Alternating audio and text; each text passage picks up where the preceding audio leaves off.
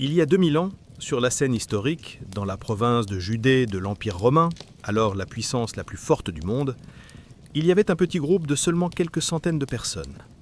Ils se disaient disciples de Jésus, et leur foi n'était qu'un murmure marginal pour l'ordre établi de l'époque. Pourtant, très vite, ces quelques centaines allaient déclencher l'une des plus grandes révolutions de l'histoire. Malgré des persécutions impitoyables, des massacres de masse et des attaques contre le cœur même de leurs croyances, ce petit groupe, comme une graine qui tombe en terre, elle allait germer, se répandre aux quatre coins de Rome et finir par transformer l'Empire lui-même. Mais comment se fait-il que cette croyance, qui au départ semblait identique au judaïsme, ait mis de côté les dieux païens de Rome pour devenir en 350 ans la religion dominante d'un immense territoire allant de l'Europe à l'Asie mineure, de l'Afrique du Nord à la Bretagne? À quel moment le christianisme s'est-il démarqué du judaïsme pour forger sa propre identité et dans ce processus, un pape comme censeur des dogmes est-il apparu? Quel rôle jouait un ennemi converti? Aujourd'hui, on part à la découverte du parcours étonnant et mouvementé de 2000 ans de cette croyance à laquelle appartiennent 2,4 milliards de personnes dans le monde moderne. Pour nous soutenir dans ce voyage historique, n'hésitez pas à partager vos commentaires. Et si vous voulez vraiment nous aider, likez cette vidéo et abonnez-vous à notre chaîne. Laissez de côté le stress de la journée, toutes les galères et les gens qui vous embêtent. Rien n'est plus précieux que vous, n'oubliez pas ça. Bon, si vous êtes bien installé dans votre lit, on peut commencer. Au 1er siècle après Jésus-Christ. Au début, les terres de Palestine étaient remplies des murmures de résistance du peuple juif, écrasé sous le poing de fer des Romains. Pour les gens qui vivaient là, l'avenir était dessiné en nuances grises d'incertitude et de désespoir. Mais selon la foi juive, il y avait une lumière pour éclairer ce tableau sombre, la venue du Messie. Les anciens prophètes avaient annoncé que Dieu enverrait un jour un sauveur issu de la lignée du roi David qui rendrait à Israël sa gloire d'antan.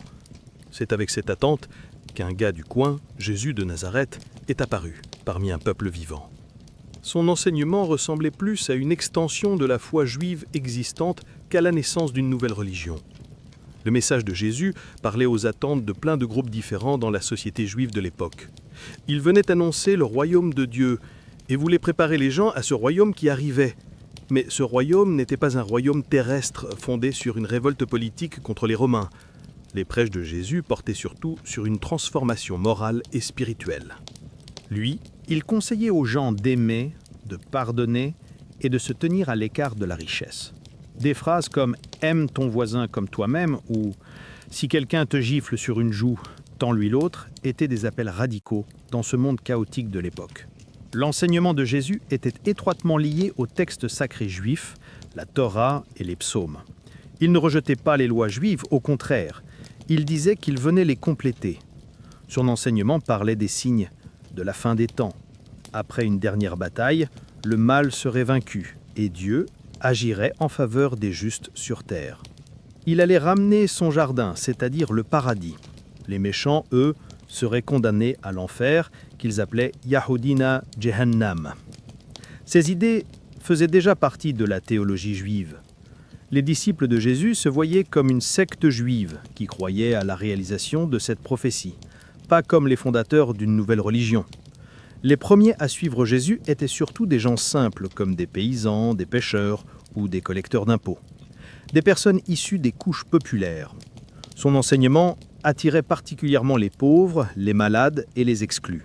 Ils voyaient ça, Jésus leur promettait espoir et salut.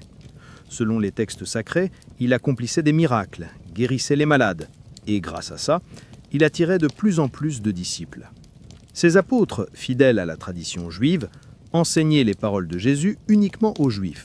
Pour eux, ce message était d'abord destiné à Israël, le peuple élu de Dieu. Les premières communautés chrétiennes ne se rassemblaient pas dans de grandes églises, mais secrètement chez des particuliers. La première communauté à Jérusalem, après l'ascension de Jésus au ciel, les apôtres s'étaient installés ici. Ces petites communautés devaient garder leurs activités secrètes, parce que les autorités romaines, mais aussi les groupes juifs dominants de l'époque, comme les pharisiens et les sadduciens, regardaient ce nouveau mouvement avec méfiance. Les Romains voyaient ça comme une possible graine de révolte. Les chefs religieux juifs considéraient les enseignements de Jésus comme une hérésie. Pour eux, le Messie ne devait pas arriver de façon aussi humble. À cette époque, le christianisme était loin de la structure indépendante et organisée qu'on connaît aujourd'hui. Les premiers croyants étaient très attachés aux lois juives traditionnelles, la circoncision, les règles alimentaires, les lois cachères et la célébration du sabbat faisaient partie intégrante de leur vie. Pour eux, Jésus n'était qu'un prophète qui réformait la foi juive et la ramenait à sa pureté originelle. C'est pourquoi dans les premières années, il était plus juste de considérer les chrétiens comme une secte au sein du judaïsme. Mais cette situation allait commencer à changer avec le temps, surtout quand les apôtres ont commencé à transmettre l'enseignement de Jésus aux communautés non juives. Avec le début de sa diffusion, le christianisme a rapidement émergé comme une religion à part entière. Ce changement allait être une étape cruciale pour faire du christianisme une foi mondiale, transformant cette petite communauté juive en l'une des plus grandes religions de l'histoire. Après l'ascension de Jésus au ciel, son enseignement reposait sur les épaules d'une petite communauté. Les apôtres, qui étaient les leaders de ce groupe, avaient pour mission de répandre leur foi. Selon la croyance chrétienne, il est considéré comme une grande mission. Tout a commencé à Jérusalem, dans une petite maison où les apôtres de Jésus se réunissaient. Ils étaient les premiers à croire en cette nouvelle foi et c'est là qu'ils ont fondé la toute première communauté chrétienne, c'est-à-dire l'Église. À cette époque, le mot « Église » venait du grec « ecclésia » et ne désignait pas un bâtiment physique, mais plutôt un rassemblement, une réunion ou une communauté. En gros, la communauté chrétienne d'une ville était appelée l'Église de cette ville. Au début, le christianisme ne se répandait qu'auprès des Juifs. Les apôtres enseignaient d'abord à leur propre peuple. Ils prêchaient aux personnes appartenant à leurs croyances. Mais vu la composition démographique de l'Empire romain, ils ne s'adressaient qu'à un public assez restreint. Les Juifs ne représentaient que 7% de la population dans les frontières de l'Empire, tandis que les 93% restants suivaient des croyances polythéistes païennes. Cette large population non juive était appelée les gentils. Parmi les apôtres, il y avait des avis différents sur la manière de diffuser cette nouvelle foi aux non-juifs. Pourtant, le grand appel de Jésus était que son enseignement s'adresse à tous les êtres humains et leur donnait d'annoncer la bonne nouvelle. Surtout grâce à l'influence de Paul, qui allait bientôt faire beaucoup parler de lui, les activités missionnaires ont commencé à s'étendre pour toucher aussi les communautés non juives. Ça a joué un rôle clé dans la construction de l'identité du christianisme. À cause de cet intérêt qui a explosé, une réunion a été organisée à Jérusalem en l'an 49 après Jésus-Christ. Paul, Luc et Jacques, le frère de Jésus, y ont tous participé. Le sujet principal, c'était la place des chrétiens non juifs dans les traditions juives. La question était de savoir s'ils devaient appliquer la loi, c'est-à-dire la Torah, les interdits alimentaires, la célébration du sabbat, etc. À la fin de la réunion, il a été décidé que les chrétiens non juifs n'étaient pas obligés de suivre ces lois. À la place, de nouvelles interdictions ont été établies, comme éviter les désirs sexuels et ne pas manger de viande d'animaux étouffés. Cette décision a marqué un tournant majeur dans l'histoire du christianisme. Grâce à ça, une troisième catégorie est apparue, les juifs convertis au christianisme et les chrétiens non juifs. Ainsi, le christianisme faisait un pas important vers une nouvelle religion complètement distincte du judaïsme. Mais cette séparation ne s'est pas faite du jour au lendemain, elle s'est creusée petit à petit sur plusieurs siècles. En 132 après Jésus-Christ, lors de la révolte des Juifs contre Rome, le fait que les chrétiens ne soutiennent pas cette révolte a encore accentué la division entre les deux groupes. Un des plus grands tournants de l'époque des apôtres et du christianisme, c'est quelques années après la crucifixion de Jésus. Ça s'est passé après. Le personnage principal de l'histoire s'appelait Saoul, un juif très religieux. Il était né vers l'an 10 après Jésus dans la ville de Tarse, qui faisait alors partie de l'Empire romain. Il était à la fois juif et citoyen romain. Quand Saoul était jeune, il était devenu un pharisien très influent parmi les Juifs. Il considérait l'enseignement de Jésus comme une hérésie et croyait qu'il fallait punir cette hérésie. Il parcourait villes et villages en notant les noms des chrétiens qu'il repérait. Il contactait les autorités, mais un jour, alors qu'il se rendait à Damas avec une caravane, il a vécu une expérience qui a changé sa vie à jamais. D'après ce qu'il raconte, il a été entouré d'une lumière aveuglante et a parlé à Jésus, qui lui demandait pourquoi il persécutait les croyants. Après cet événement, Saoul est resté aveugle pendant 3 jours, puis ses yeux se sont ouverts, grâce à l'aide d'un prêtre à Damas. Cette expérience a profondément transformé Saoul. Il a pris le nom de Paul et est devenu le plus grand défenseur du christianisme. Au début, comment? S'il était un chasseur de chrétiens, il faisait maintenant tout son possible pour répandre sa foi en tant que missionnaire. Pour ça, il a été traqué, il a été emprisonné et fouetté, mais il n'a jamais abandonné de défendre ce en quoi il croyait jusqu'au bout. L'une des qualités les plus marquantes de Paul, c'était qu'il venait de cultures très différentes. En tant que natif de Tarse, c'était un Grec avec la citoyenneté romaine. Comme ses parents étaient juifs, il se considérait lui-même comme un Hébreu. Grâce à ça, il pourrait toucher à la fois les Juifs et plein d'autres personnes non juives et échanger avec eux. Il arrivait à créer un lien culturel.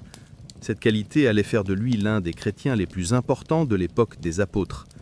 Paul atteignait grâce à ses lettres, qui figurent aussi dans les évangiles, des villes majeures comme Rome, Corinthe, Thessalonique et Éphèse. Dans ses lettres, il prêchait que Jésus était le Fils de Dieu et invitait tout le monde à se faire baptiser. Contrairement à Jésus, qui œuvrait surtout en milieu rural, avec Paul, le christianisme commençait aussi à se répandre dans les centres urbains. Paul arrivait dans une ville, et quand il arrivait quelque part, il commençait par donner un sermon et monter une communauté. Une fois qu'il croyait que cette communauté pouvait tenir debout toute seule, il partait vers une autre ville. Les efforts de Paul ont joué un rôle important dans la rapide expansion du christianisme à l'intérieur de l'Empire romain. Le rôle de Paul dans l'histoire du christianisme ne se limitait pas qu'à ses activités missionnaires. Il réinterprétait l'enseignement de Jésus et lui donnait une nouvelle forme. Par exemple, il expliquait que la souffrance de Jésus sur la croix n'était pas à cause de ses propres fautes. On disait que c'était à cause des péchés et des injustices des gens qu'il souffrait. Ce genre de division théologique a été déterminant pour que le christianisme devienne une religion totalement indépendante du judaïsme. Pendant que Paul continuait son travail, le christianisme se répandait dans différentes régions du monde grâce à divers apôtres. En l'an 52, Thomas part en Inde et il a été à l'origine de la formation d'une communauté appelée les chrétiens de Saint Thomas dans cette région. Le christianisme, en plus de l'Inde, ça continuait de se répandre dans des régions comme la Mésopotamie et la Syrie. Mais la vraie épreuve pour cette nouvelle foi allait avoir lieu à Rome, le cœur de l'Empire. Dans le passage du christianisme d'une secte juive à une religion indépendante qui s'étendait à travers le monde, un nom a joué un rôle plus important que tous les autres. C'est Paul, qui, au début, était le pire ennemi des chrétiens, mais qui est ensuite devenu leur défenseur le plus fervent. Son histoire montre qu'une religion ne se construit pas seulement sur la foi, mais aussi sur une intelligence stratégique. C'est la preuve la plus concrète de comment on s'adapte culturellement et grandit avec une détermination inébranlable. Vers l'an 10 après Jésus-Christ, dans la ville de Tarse en Cilicie, une province de l'Empire romain, un juif du nom de Saul est né, très instruit autant sur le plan intellectuel que religieux. Il était à la fois profondément attaché à sa foi juive et, grâce à sa citoyenneté romaine acquise de naissance, il connaissait parfaitement les dynamiques culturelles et sociales du plus grand empire de l'époque. Saul a suivi des cours à Jérusalem auprès des rabbins les plus respectés de son temps et il a grandi en tant que pharisien très pieux. C'est justement cette piété qui l'a mis face aux disciples de Jésus. Pour Saul, les enseignements de Jésus n'étaient rien d'autre qu'une hérésie dangereuse qui remettait en cause les piliers de la foi juive. Il s'est donné pour mission d'éradiquer cette hérésie. Il parcourait les villes, traquant les disciples de Jésus, rapportant leurs noms aux autorités pour qu'ils soient emprisonnés ou même exécutés. Sa persécution implacable était une source de grande peur pour les premières communautés chrétiennes. Mais, son histoire a pris un tournant dramatique. D'après les textes sacrés, alors qu'il se rendait vers Damas, il a soudain été aveuglé par une lumière éblouissante venue du ciel et a entendu une voix « Saul, Saul, pourquoi me persécutes-tu » C'était la voix de Jésus. Après cet événement, Saul, qui était aveugle, a recommencé à voir 3 jours plus tard grâce à l'aide d'un prêtre à Damas, puis il a été baptisé. Cet événement n'a pas seulement changé la vie de Saul, mais aussi le cours de l'histoire du christianisme. Dorénavant, il serait connu sous le nom de Paul. Paul a laissé de côté ses anciennes croyances et actions, et s'est mis aux côtés des gens qu'il persécutait autrefois, fidèles aux enseignements de Jésus. Il allait devenir le principal artisan de la foi qu'il avait essayé de détruire. La plus grande contribution de Paul, ça a été de transformer le christianisme d'une secte juive étroite en une mission universelle. Avant Paul, les apôtres prêchaient les enseignements de Jésus uniquement aux Juifs. Pour eux, Jésus était avant tout le Messie envoyé par Dieu au peuple d'Israël. Mais Paul, cela a élargi les frontières de cette mission. Il a commencé à porter la bonne nouvelle aux communautés gentilles, non juives. Cette décision a été une véritable révolution dans l'histoire du christianisme. Paul défendait cette position dans ses lettres. Il expliquait qu'il n'était pas nécessaire de suivre les lois juives, la circoncision ou les règles alimentaires pour devenir chrétien. Grâce à cela, les Romains, Grecs et autres peuples étrangers à la culture juive pouvaient adopter plus facilement le christianisme. Paul ciblait les villes les plus importantes de l'époque. Il a écrit des lettres à Rome, Corinthe, Thessalonique et Éphèse, guidant les communautés chrétiennes là-bas. Il a pris l'enseignement modeste de Jésus, venu de la campagne en Palestine, et l'a porté au cœur des grandes villes de l'Empire romain. Dans ces villes, il a fondé des églises, organisé les communautés et leur a enseigné les principes fondamentaux de la foi. Les lettres de Paul allaient ensuite devenir une partie importante de la Bible et des textes clés de la théologie chrétienne. Les apports de Paul ne se limitaient pas qu'au rôle de missionnaire. Ses activités ne se limitaient pas à ça. Il a aussi donné plus de profondeur à la théologie chrétienne. Pour les Juifs de l'époque, la crucifixion de Jésus était un signe de faiblesse. Comment est-ce que le Messie de Dieu pouvait se faire crucifier aussi cruellement ? Paul a expliqué ça avec une nouvelle interprétation. Selon lui, la mort de Jésus sur la croix n'était pas pour ses propres péchés, mais un sacrifice pour le pardon des péchés de toute l'humanité. Cette interprétation a apporté à la religion chrétienne les concepts de pardon des péchés et de salut. En même temps, ça a marqué une transformation dans la vie même de Paul. L'expérience a renforcé la croyance que le christianisme est une foi en la résurrection.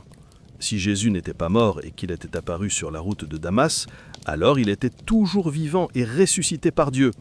C'était la preuve la plus forte que Jésus était le serviteur bien-aimé de Dieu. En l'an 49 après Jésus-Christ, un concile réuni à Jérusalem allait prendre l'une des décisions les plus cruciales de l'histoire du christianisme.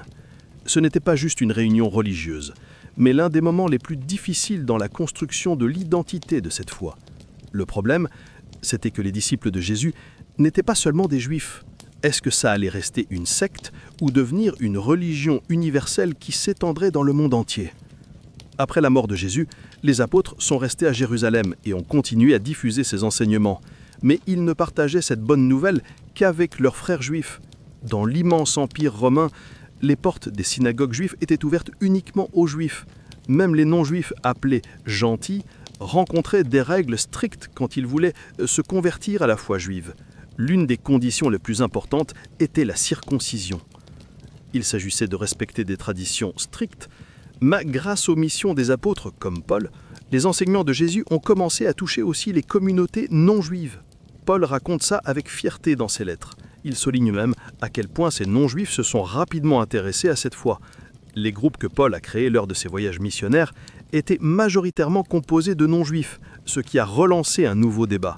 C'est pour résoudre ce débat, au tout début de l'ère chrétienne, En 49, les apôtres et les figures majeures des communautés chrétiennes se sont réunis à Jérusalem. Paul, Luc et Jacques, le frère de Jésus, étaient aussi présents. L'ambiance dans la salle était tendue. D'un côté, il y avait ceux qui restaient attachés à la foi juive traditionnelle et qui soutenaient que les nouveaux chrétiens devaient aussi se faire circoncire et respecter les interdits alimentaires. Pour eux, le christianisme était une tradition juive et il ne fallait pas s'en écarter. De l'autre, il y avait Paul et ses partisans. Eux, ils pensaient que Jésus, ils soutenaient que le message s'adressait à tous et ne devait pas être limité aux traditions juives. Selon eux, l'amour de Dieu et le salut devaient être accessibles à tout le monde. Pendant que les débats faisaient rage, la pape racontait à quel point la foi se répandait rapidement parmi les non-juifs, certains groupes se faisant même baptiser juste en croyant en Jésus. Ce témoignage allait changer l'équilibre lors de la réunion. Grâce à la défense solide du pape et à l'attitude conciliante des autres apôtres, une décision historique a été prise.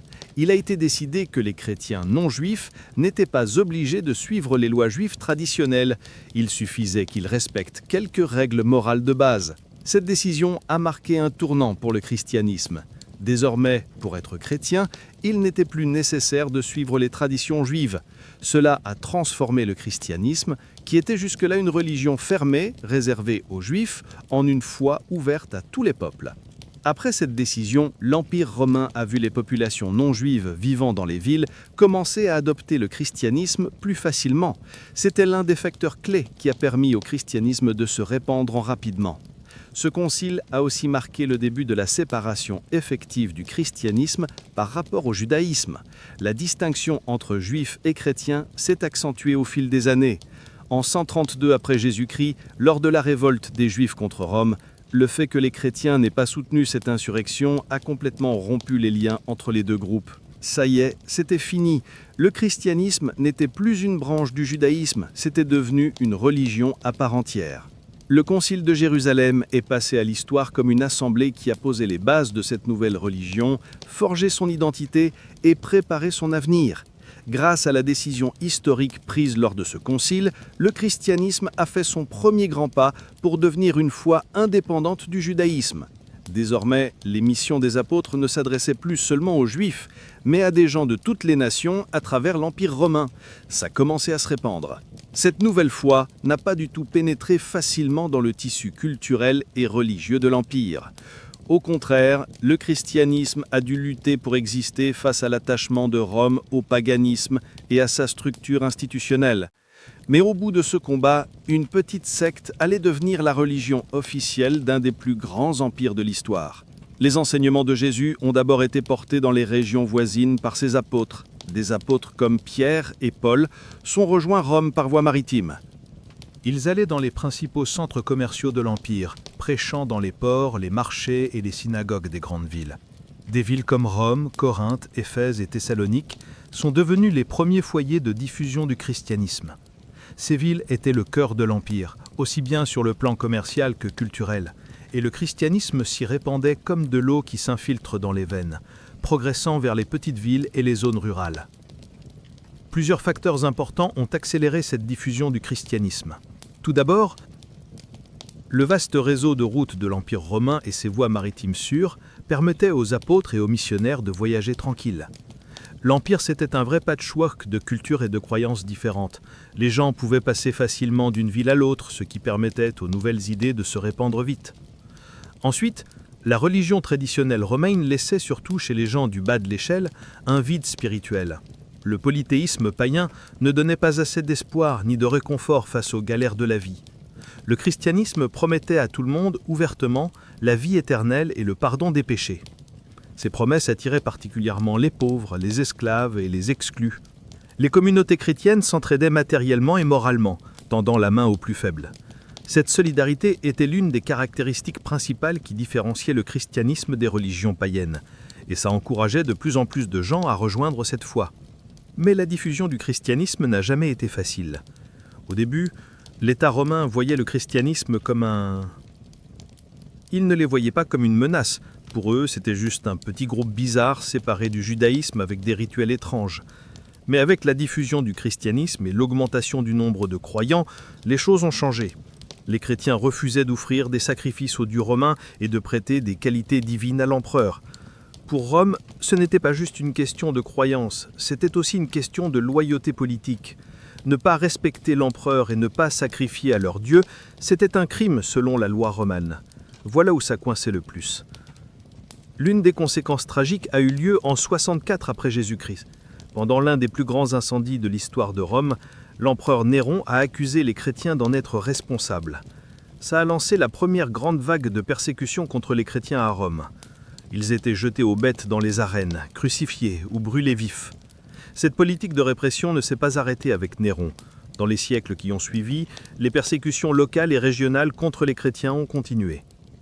Au IIIe siècle après Jésus-Christ, quand il est arrivé, l'Empire romain traversait une grosse crise.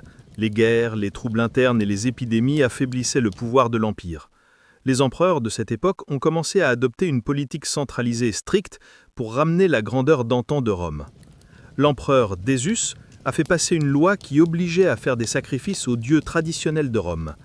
Même si cette loi ne ciblait pas directement les chrétiens, leur refus de faire ces sacrifices à cause de leurs croyances leur a valu une persécution sévère. Cela a causé leur arrestation. Des centaines de chrétiens ont été exécutés ou emprisonnés à cette époque. Sous l'empereur Dioclétien, la persécution a atteint son paroxysme. En 303 après Jésus-Christ, les livres chrétiens ont été brûlés, les églises ont été détruites et les religieux arrêtés. Pendant cette période, des milliers de chrétiens ont été tués parce qu'ils refusaient d'abandonner leur foi. Mais malgré toute cette répression, le christianisme n'a pas disparu. Au contraire, ces persécutions ont renforcé l'esprit de solidarité des chrétiens et la force de leur croyance.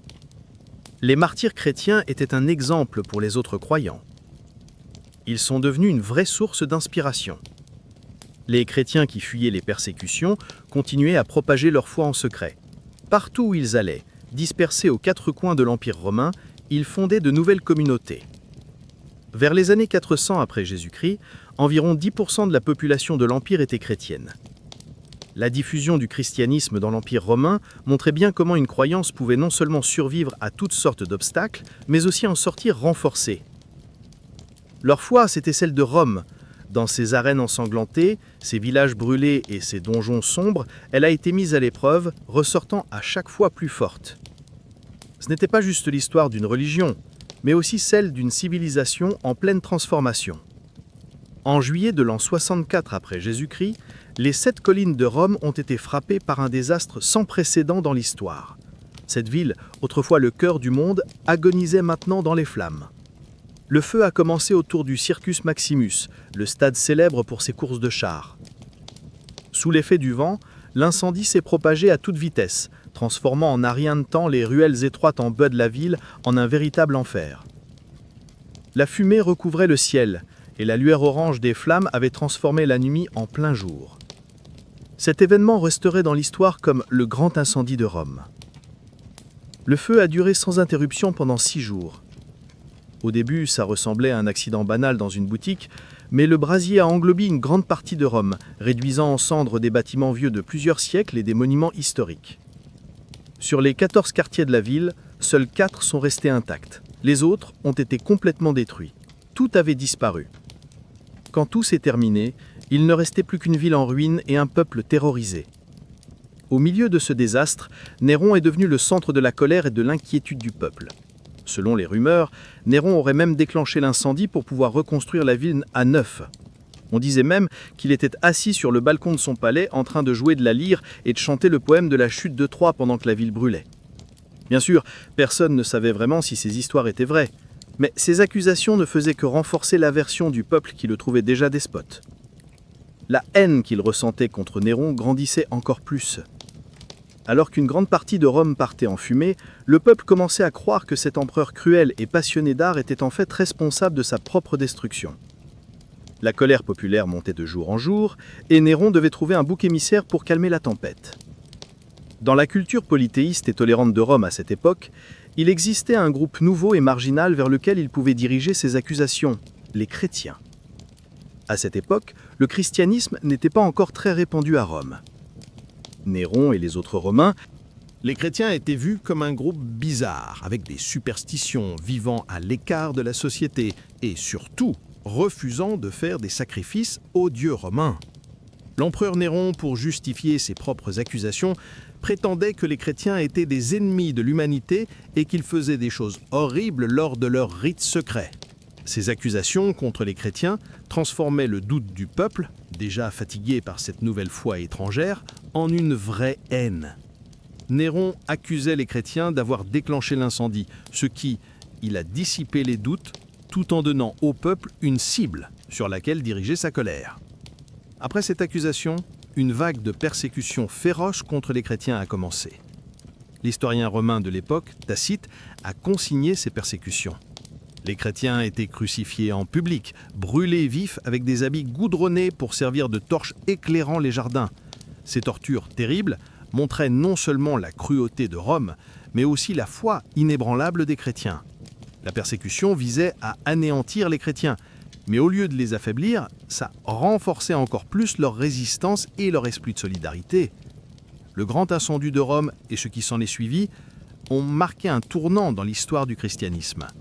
Cet événement a fait que les chrétiens étaient vus à Rome comme un groupe dangereux, superstitieux et marginalisé.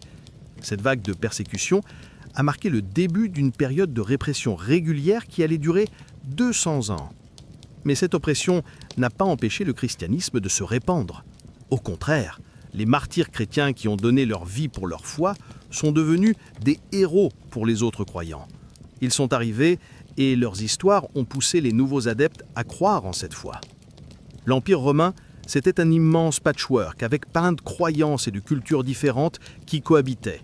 Chaque ville, chaque région avait ses propres dieux, ses propres rituels. Les Romains n'hésitaient même pas à ajouter les nouveaux dieux des territoires qu'ils avaient conquis à leur panthéon. Mais cette tolérance avait une seule exception, le christianisme. Les Romains voyaient les chrétiens comme un groupe bizarre et dangereux. Cette fois, on voyait ça comme une menace directe contre la structure religieuse et politique traditionnelle qui formait la base de l'Empire. Tout a commencé en 64 après Jésus-Christ, quand l'empereur Néron a accusé les chrétiens d'avoir causé le grand incendie de Rome. Ça a été la première grande vague de persécutions contre les chrétiens. Mais ces persécutions ne se sont pas arrêtées avec Néron. Pendant les 200 années qui ont suivi, les chrétiens ont été constamment harcelés, persécutés et menacés. Ces persécutions étaient souvent locales, commençant par la décision d'un empereur et se poursuivant sous les ordres d'un autre empereur. Ça durait. Au IIe siècle après Jésus-Christ, l'empereur Trajan a mis en place une politique envers les chrétiens. Cette politique disait qu'on ne devait pas les chercher activement, mais s'ils étaient dénoncés et reconnus coupables, alors ils devaient être punis. Ça crée une vraie incertitude pour les chrétiens. Un jour, tu étais un citoyen comme les autres, et le lendemain, à cause d'une plainte d'un voisin, tu pouvais être condamné à mort.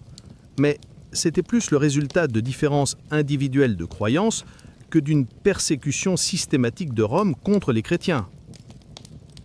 C'étaient des incidents isolés. Mais la situation a changé radicalement au IIIe siècle après Jésus-Christ, quand l'Empire est tombé dans une profonde crise. Les guerres, les épidémies et l'effondrement économique ont poussé les Romains à croire que leur dieu traditionnel les avait abandonnés. Pour sortir de cette crise, l'empereur Decius a décidé d'adopter une politique sévère pour ramener Rome à sa gloire d'antan. En 259 après Jésus-Christ, il a publié un édit obligeant tous les citoyens de l'Empire à offrir des sacrifices aux dieux romains. Voilà. Ce n'était pas juste un rituel religieux, c'était aussi une preuve de fidélité à l'Empire. Ceux qui faisaient un sacrifice recevaient un reçu en papyrus, ceux qui n'avaient pas ce reçu étaient arrêtés, torturés, voire tués. En faisant cette loi, Decius ne visait pas directement les chrétiens. Mais les chrétiens, qui refusaient de faire des sacrifices par conviction, sont devenus les premières victimes de ce décret. Cette vague de persécution a encore une fois mis à l'épreuve la foi des chrétiens, et beaucoup ont renié leurs croyances. Il a préféré mourir plutôt que de renier. Après Decius, l'empereur Valérien a mis en place une politique de persécution plus directe contre les chrétiens.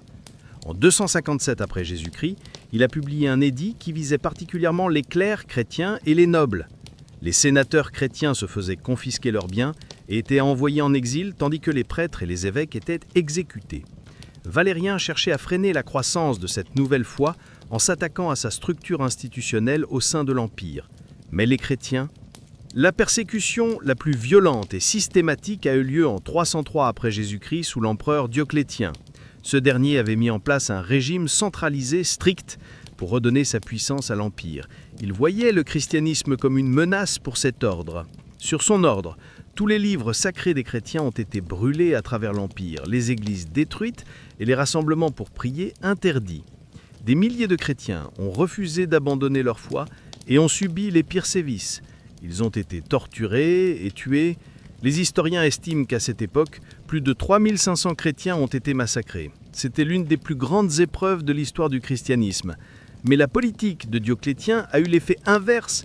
Les chrétiens, soumis à la torture et à la mort, se sont accrochés encore plus fermement à leur foi. Aux yeux du peuple, cette résistance courageuse montrait la faiblesse des dieux païens et la solidité des croyances chrétiennes. Les persécutions de Rome contre les chrétiens étaient une épreuve pour une foi. C'était un exemple frappant de comment on peut non seulement tenir bon, mais aussi devenir plus fort. Les chrétiens, prêts à mourir pour leur foi, ont opposé une résistance passive à l'autorité rigide de Rome. Cette résistance attirait l'attention aussi bien du peuple que de certains responsables de l'État, permettant au christianisme de se répandre discrètement.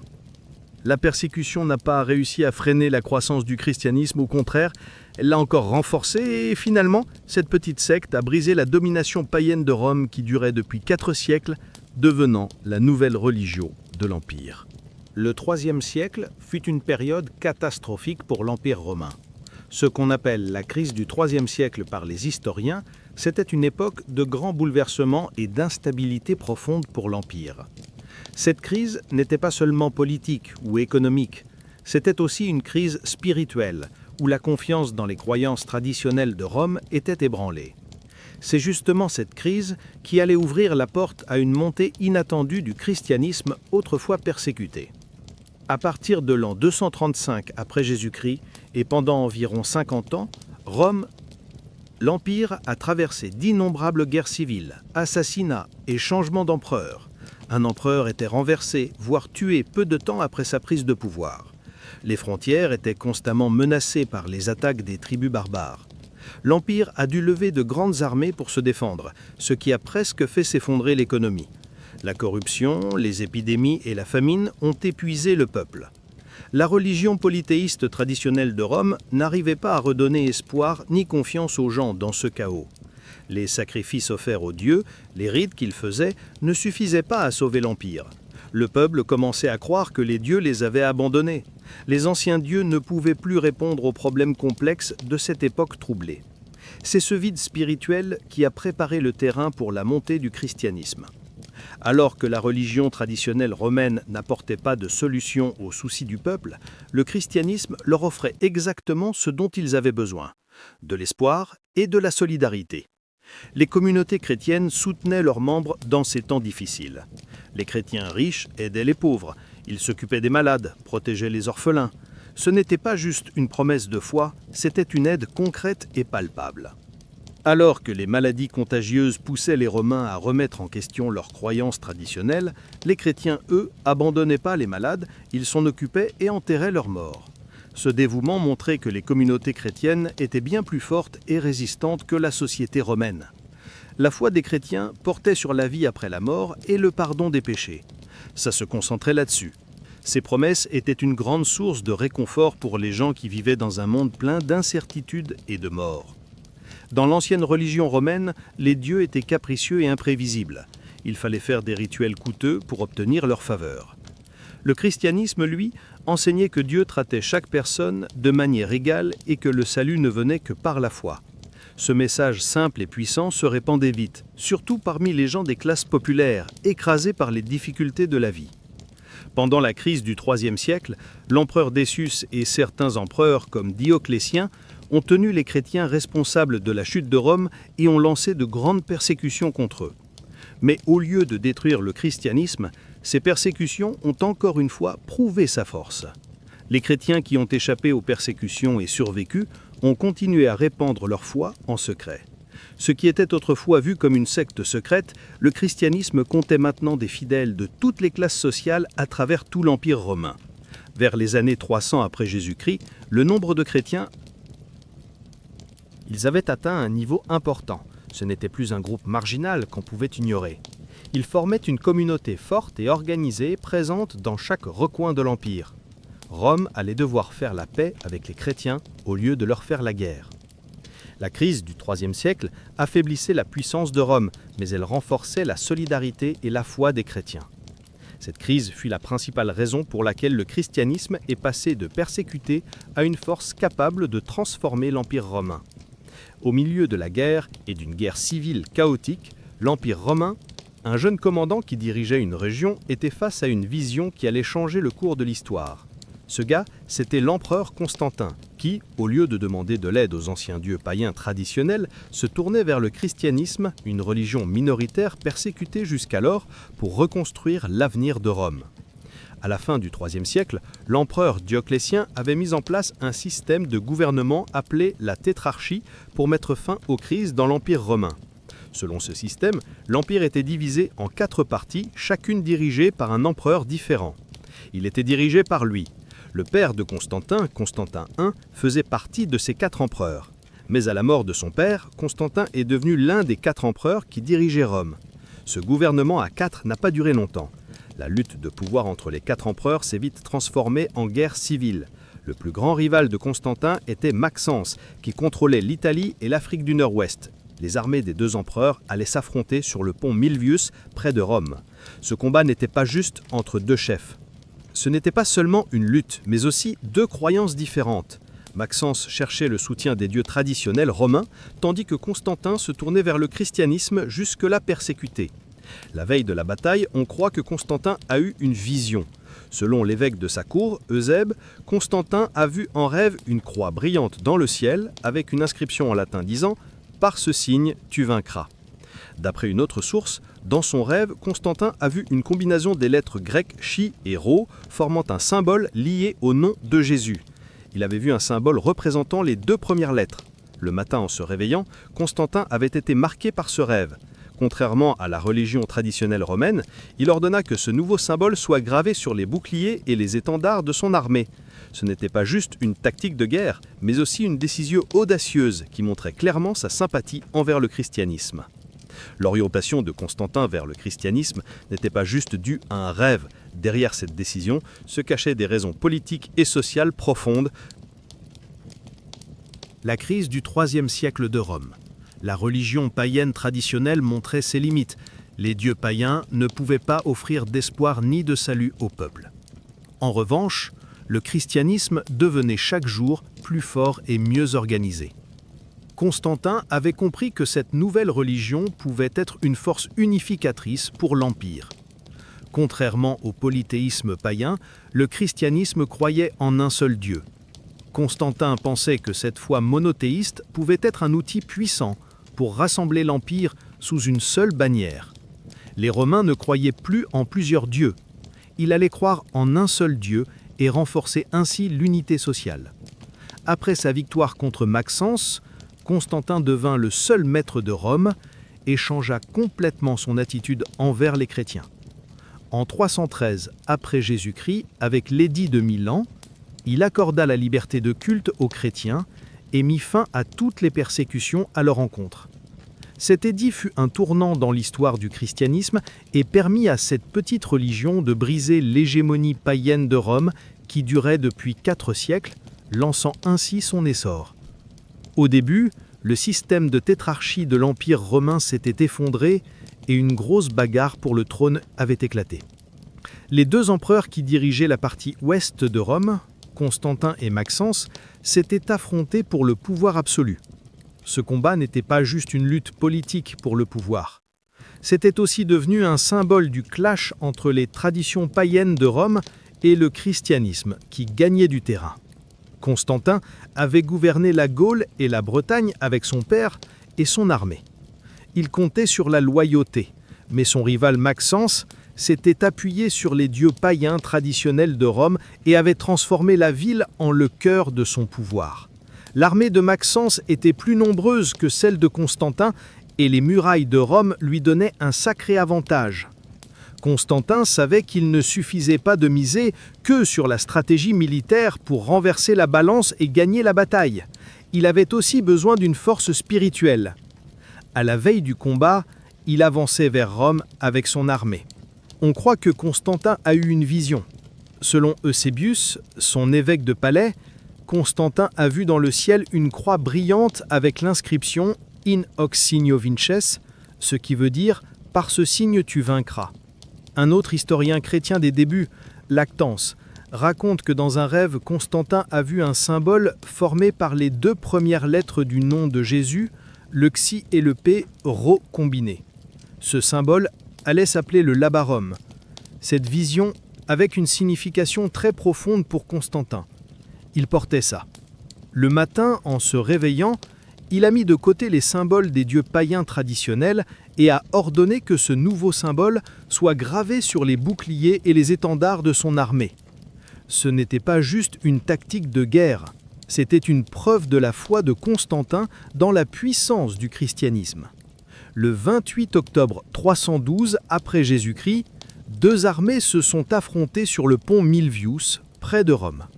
La structure étroite du pont est devenue un piège pour l'armée de Maxence. Dès le début du combat, l'armée de Constantin, ornée de ces symboles, il attaqua l'armée de Maxence. Alors que la bataille tournait en faveur de Constantin, les soldats de Maxence paniquèrent et commencèrent à battre en retraite. Dans le chaos de la retraite, Maxence tomba dans le Tibre en traversant un pont et se noya. Constantin interpréta cette victoire comme le résultat d'une vision qu'il avait eue. La défaite et la mort de Maxence furent vues comme un signe que les dieux païens l'avaient abandonné. tandis que le Dieu chrétien, lui, avait accordé sa grâce. En entrant à Rome, Constantin portait ce symbole. Cette victoire n'était pas seulement un succès politique, elle a aussi été considérée comme la première grande victoire du christianisme sur le paganisme. Après la bataille du pont Mulvus, Constantin a mis fin à toutes les persécutions contre les chrétiens. Cette bataille a ouvert la voie au christianisme, qui est passé d'une religion minoritaire persécutée à une nouvelle puissance montante de l'Empire romain. Cette victoire a marqué un tournant majeur dans l'histoire du christianisme et, peu de temps après, la foi chrétienne. La proclamation historique de Milan, qui a reconnu la liberté, a ouvert la voie. Après sa victoire à la bataille du pont Milvus, Constantin, devenu seul maître de la partie occidentale de Rome, a radicalement changé sa politique envers les chrétiens dès les premières années de son règne. Il ne voyait plus les chrétiens comme une menace, au contraire, il croyait que leur foi pouvait être une force unificatrice pour l'Empire. Cette nouvelle approche allait marquer un tournant dans l'histoire. En 313 après Jésus-Christ, un édit a officialisé cette position. Il allait gagner. Ce document historique s'appelait l'édit de Milan. Après sa victoire au pont Milvus, Constantin entra à Rome et, au lieu d'offrir un sacrifice au dieu traditionnel de la ville, il déclara qu'il dédiait sa victoire au dieu chrétien. Ça a surpris et dérangé les élites païennes de Rome, mais ça n'a pas changé la détermination de Constantin. Pour régler les tensions avec Licinius qui gouvernait la partie est de Rome, ils se sont rencontrés à Milan en l'an 313. Voilà. L'une des décisions les plus importantes de la réunion a été de publier un décret mettant complètement fin aux persécutions contre les chrétiens et garantissant la liberté de religion. Ce décret ne reconnaissait pas seulement la liberté aux chrétiens, mais à toutes les confessions à l'intérieur de l'Empire. Dorénavant, les gens étaient libres de croire en la religion de leur choix et de pratiquer leur culte sans entrave. Le décret prévoyait aussi la restitution à leurs propriétaires de tous les biens confisqués aux chrétiens pendant cette longue période de persécution. On disait que c'était une révolution dans l'histoire du christianisme. L'édit de Milan a fait que le christianisme n'était plus une religion illégale et dangereuse, mais une religion légale et reconnue. Après des années passées dans la peur, les chrétiens pouvaient enfin vivre leur foi ouvertement et pratiquer leur culte. Les églises étaient reconstruites et les chrétiens commençaient à occuper des postes élevés dans l'État. Même Constantin lui-même, avec cet édit, faisait du christianisme la religion officielle de Rome. Il ne l'avait pas fait, mais les privilèges qu'il accordait aux chrétiens et l'attitude positive qu'il leur montrait ont permis à cette nouvelle foi de se répandre rapidement dans l'Empire. Constantin finançait les églises, accordait aux religieux des exemptions fiscales et d'autres avantages. Le christianisme, qui était autrefois une minorité persécutée, est devenu, grâce au soutien de Constantin, une force qui gagnait rapidement en puissance et en respect dans l'Empire.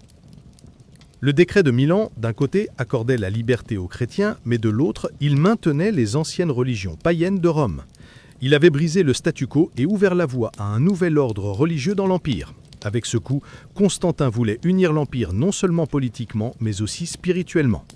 L'édit de Milan de l'empereur Constantin, qui accordait la liberté aux chrétiens, avait permis à la foi de se répandre rapidement dans tout l'Empire romain. Mais cette croissance rapide a aussi amené un gros problème, l'unité de la foi. L'Église n'était plus sous oppression ou persécution, mais elle devait désormais gérer ses propres désaccords théologiques. C'était obligé. Le plus gros et le plus dangereux de ces débats, c'était la controverse arienne qui secouait les fondements du christianisme. Tout a commencé avec les enseignements d'un religieux d'Alexandrie, en Égypte, nommé Arius. Il soutenait que, même si Jésus était une créature divine, il avait été créé après Dieu le Père, donc il n'était pas égal à Dieu. Pour lui, Jésus n'était pas un être non créé, mais au contraire, une créature créée. Cette doctrine remettait en cause le dogme de la Trinité qui est au cœur du christianisme. Arius accordait un autre religieux d'Alexandrie qui s'opposait à ces idées, c'était Athanase. Athanase soutenait que Jésus et Dieu le Père étaient complètement égaux et de la même nature, donc homoousios. Selon lui, la nature divine de Jésus était égale à celle de Dieu, et dire que Jésus avait été créé par Dieu affaiblirait la doctrine du salut du christianisme. Ce débat s'est vite répandu dans tout l'Empire. Les églises se sont divisées en deux camps. Les religieux ont commencé à s'excommunier les uns les autres, et même dans la rue, on parlait de ce sujet. Il y avait des bagarres. Constantin s'est rendu compte que ce désaccord religieux allait aussi nuire à l'unité politique de l'Empire. Son but, c'était de faire de l'Empire un endroit fort et uni, croyant en un seul Dieu. Mais cette crise théologique menaçait ce rêve. Pour régler le problème à la racine, Constantin a décidé de convoquer le premier concile œcuménique de l'histoire du christianisme. En 325 après Jésus-Christ, plus de 300 évêques et hommes d'église venus des 4 coins de l'Empire se sont réunis près de la mer de Marmara. Ils se sont réunis à Nicée, sur les rives d'Iznik. Constantin a lui-même assisté à ce concile et a demandé aux évêques de définir les principes fondamentaux de la foi chrétienne. Pendant tout le concile, le débat autour de l'arianisme a fait rage. Mais avec le soutien de Constantin, la majorité a adopté les vues d'Athanase. À la fin du concile, l'un des documents les plus importants de l'histoire du christianisme, le Credo de Nicée, a été publié. Dans ce texte, il est dit que Jésus, on disait que Dieu était engendré par Dieu, lumière née de lumière, que le vrai Dieu venait du vrai Dieu, et qu'il était de la même essence que le Père, donc homoousios. Du coup, la doctrine d'Arius a été déclarée hérésie. Le concile de Nicée a posé les bases du christianisme et a fait un pas important pour assurer l'unité de la foi. Les décisions du concile sont devenues obligatoires pour toutes les communautés chrétiennes. Mais le concile n'a pas complètement réglé le débat sur l'arianisme. En fait, dans les années qui ont suivi, les partisans d'Arius ont repris de la force avec le soutien de différents empereurs. Ça allait continuer à se battre et à débattre. Mais le concile de Nicée était la preuve que le christianisme ne serait plus jamais le même et que la foi allait désormais être façonnée par une doctrine officielle. Ce concile montrait qu'une petite croyance, autrefois persécutée, avait atteint au plus haut niveau de l'Empire le pouvoir de résoudre ses propres problèmes théologiques. En 337 après Jésus-Christ, la mort de l'empereur Constantin, le plus grand soutien et protecteur du christianisme, ouvrait une nouvelle ère dans l'Empire romain. Constantin, sa sympathie pour le christianisme et le soutien qu'il apportait, avait permis à cette religion de se répandre rapidement à Rome. Mais avec sa mort, l'avenir de cette nouvelle foi est redevenu incertain. Les nobles qui adoraient les dieux païens n'étaient pas contents des politiques pro-chrétiennes de Constantin et attendaient une occasion pour restaurer l'ancien ordre. La plupart des empereurs qui lui ont succédé ont continué à soutenir le christianisme. En particulier, Constantin II a redoublé d'efforts pour renforcer encore cette religion. Il a fermé les temples païens. Mais ça ne s'est pas toujours passé sans accroc. Pendant son court règne, l'empereur Julien a mis en place des politiques contre le christianisme pour essayer de relancer le paganisme. Pour lui, les chrétiens étaient des renégats et une nouvelle religion. Mais la mort inattendue de Julien a stoppé la résurgence du paganisme et le christianisme a continué son chemin dans l'Empire. L'essor du christianisme dans l'Empire romain a atteint son apogée en 380 après Jésus-Christ sous l'empereur Théodose Ier. Théodose croyait que le christianisme était la seule et meilleure voie pour assurer l'unité de l'Empire. Il pensait que la nature polythéiste et divisante du paganisme menaçait la stabilité de l'Empire. C'est pourquoi il a décidé de prendre une mesure radicale. En février 380 après Jésus-Christ, Théodose a publié un édit à Thessalonique. Par ce document historique, le christianisme a été déclaré religion officielle de l'Empire romain. Le texte de l'édit affirmait que tous ceux qui ne partageaient pas cette foi étaient des hérétiques, et on disait qu'ils ne resteraient pas impunis. Ça voulait dire que le christianisme, autrefois persécuté, était devenu une menace pour les autres religions. L'édit de Théodose a empêché le paganisme de continuer à exister dans l'Empire. Les temples païens ont été fermés, il était interdit d'offrir des sacrifices aux anciens dieux et les prêtres païens ont perdu leurs privilèges. Ces décisions ont fait du christianisme la religion dominante incontestée dans l'Empire romain. Ce processus a commencé après la mort de Constantin. C'était bouclé par un décret de Théodose. Une minorité religieuse autrefois persécutée était devenue en à peine 50 ans la religion officielle du plus puissant empire du monde. C'est l'une des preuves les plus frappantes de la rapidité avec laquelle le christianisme s'est répandu et de l'impact profond qu'il a eu sur la structure politique de Rome. Les politiques de Constantin en faveur du christianisme ont permis à cette foi de se propager rapidement à l'intérieur de l'Empire. Mais le christianisme n'était pas encore la seule religion de Rome. Les anciennes croyances païennes et polythéistes, le culte païen, persistaient surtout parmi l'élite et dans les zones rurales. Cette situation menaçait l'unité culturelle de l'Empire. C'est justement l'empereur Théodose Ier qui a mis fin à cette dualité et changé le cours de l'histoire. Théodose voyait le christianisme comme une force unificatrice pour l'Empire et croyait que cette foi ramènerait Rome à sa grandeur d'antan. Pour lui, le polythéisme païen fragmenté et centré sur plusieurs dieux symbolisait l'instabilité religieuse et politique de l'Empire. C'est pourquoi il a décidé de prendre des mesures radicales pour que le christianisme, la religion officielle de Rome, ait une domination totale. La première étape, c'était l'édit de Thessalonique en 380 après Jésus-Christ. Avec cet édit, le christianisme est devenu la religion officielle de l'Empire romain. Mais ça ne voulait pas dire la fin du paganisme. Les temples païens étaient toujours ouverts et les gens pouvaient continuer à croire en leur Dieu. Théodose espérait que cette transition se ferait doucement et sans accroc. Mais la montée du christianisme, il allait y mettre fin. Théodose a commencé à prendre des mesures plus strictes après un moment. En 391 et 392 après Jésus-Christ, il a publié une série de nouveaux décrets. Avec ces décrets, tous les cultes païens ont été interdits. Désormais, offrir des sacrifices aux dieux païens, organiser des cérémonies dans les temples ou pratiquer des rituels païens chez soi était un crime. Les temples païens ont soit été transformés en églises chrétiennes, soit détruits. Même les statues des dieux païens ont été brisées et les œuvres d'art détruites. L'un des temples les plus respectés de l'Empire romain, celui de Jupiter, le temple a même été fermé. Pendant ce temps-là, les chrétiens ont soutenu les politiques de l'empereur et ont commencé à attaquer les païens.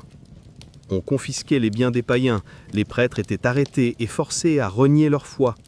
Ce qui avait été une persécution contre les chrétiens est devenu une persécution contre les païens. C'est un exemple tragique qui montre que la pression subie un jour peut être infligée à d'autres une fois qu'on a le pouvoir. Les décisions de Théodose à Rome a complètement changé la carte religieuse de l'Empire. Le paganisme a été officiellement interdit et poussé dans la clandestinité. Ça a fait du christianisme la religion dominante incontestée à Rome. Mais cette victoire a eu un prix lourd. À cause des croyances des gens, il y a eu des persécutions et l'ancienne tolérance de Rome a laissé place à un nouveau système où une seule religion régnait. Après que le christianisme soit devenu la religion officielle de l'Empire romain, il a utilisé ce nouveau pouvoir pas seulement sur le plan politique. Ils ont commencé à se faire remarquer aussi dans des domaines culturels, comme l'art et l'architecture. Avant, cette communauté qui fuyait la persécution priait en cachette, dans des endroits secrets, des cimetières souterrains ou chez eux. Mais maintenant, ils construisaient des bâtiments impressionnants et des œuvres d'art qui reflétaient leur foi. C'était une des preuves les plus concrètes de la transformation du christianisme, passé d'une secte marginale à une force culturelle majeure. Les premières communautés chrétiennes se cachaient dans des catacombes, des galeries souterraines, pour échapper à la persécution romaine. Ils faisaient ça dans les cimetières. Les murs de ces tunnels étroits et sombres accueillaient les tout premiers exemples de l'art chrétien. Les artistes utilisaient des symboles chrétiens, comme le poisson, qui vient des initiales grecques des titres de Jésus, la colombe, l'agneau ou encore le bon berger, pour exprimer leur foi. Ces images étaient mystérieuses et difficiles à comprendre, car l'objectif était d'empêcher les étrangers de saisir leur signification. L'art était devenu une sorte de langage secret. L'édit de Milan de Constantin, qui a accordé la liberté au christianisme, a soudain fait sortir cet art secret au grand jour. Désormais, les chrétiens pouvaient construire des lieux de culte où ils pratiquaient ouvertement leur religion. Mais ils n'avaient pas de modèle architectural spécialement conçu pour ça. Du coup, ils se sont inspirés des bâtiments civils romains, surtout des basiliques qui servaient de tribunaux. Les basiliques avaient une grande salle centrale, appelée nef, et 2 couloirs latéraux, ou collatéraux. Ce type de bâtiment pouvait accueillir beaucoup de gens. C'était parfait pour rassembler tout le monde et offrait un super endroit pour les traîtres chrétiens. Les premières basiliques chrétiennes étaient souvent simples et épurées. Mais quand le christianisme a gagné en puissance dans l'Empire, ces bâtiments sont devenus plus impressionnants. Les églises ont commencé à être décorées avec des mosaïques en or et en pierres précieuses, des fresques et des icônes. Les mosaïques montraient souvent des scènes de la vie de Jésus, des miracles des apôtres et d'autres histoires des textes sacrés. Ces mosaïques, pour les gens qui ne savaient pas lire ni écrire, c'était comme une Bible visuelle. L'architecture chrétienne ne s'est pas limitée aux basiliques. On a commencé à construire de nouveaux bâtiments, comme des centres de pèlerinage, des mausolées et des baptistères. Des édifices énormes comme l'église du Saint-Sépulcre à Jérusalem ou la basilique Saint-Pierre à Rome montraient au monde entier que le christianisme n'était pas juste une foi, mais aussi une puissance politique et culturelle. Ces constructions étaient bien plus impressionnantes que les anciens temples païens de Rome. Elles symbolisaient la victoire du christianisme. Ils s'étaient rassemblés. Cette évolution dans l'art chrétien reflétait aussi les débats théologiques. Les artistes ont commencé à représenter Jésus comme le Fils de Dieu et le Messie. C'était une expression visuelle des décisions prises au Concile de Nicée. L'art chrétien servait à diffuser la foi, renforcer l'enseignement et unir la communauté. Le christianisme avait aussi transformé Rome sur le plan architectural et artistique. Les anciens dieux de Rome n'étaient plus présents sous forme de statues dans les temples, mais sur les murs des églises. Il avait laissé Jésus et ses apôtres représentés en mosaïque. C'était une preuve frappante de comment une civilisation change non seulement sa foi, mais aussi son sens de l'esthétique. Même après que l'Empire romain se soit divisé en deux sur le plan politique, une seule croyance, le christianisme, avait le potentiel de rassembler tout ce vaste territoire sous un même toit.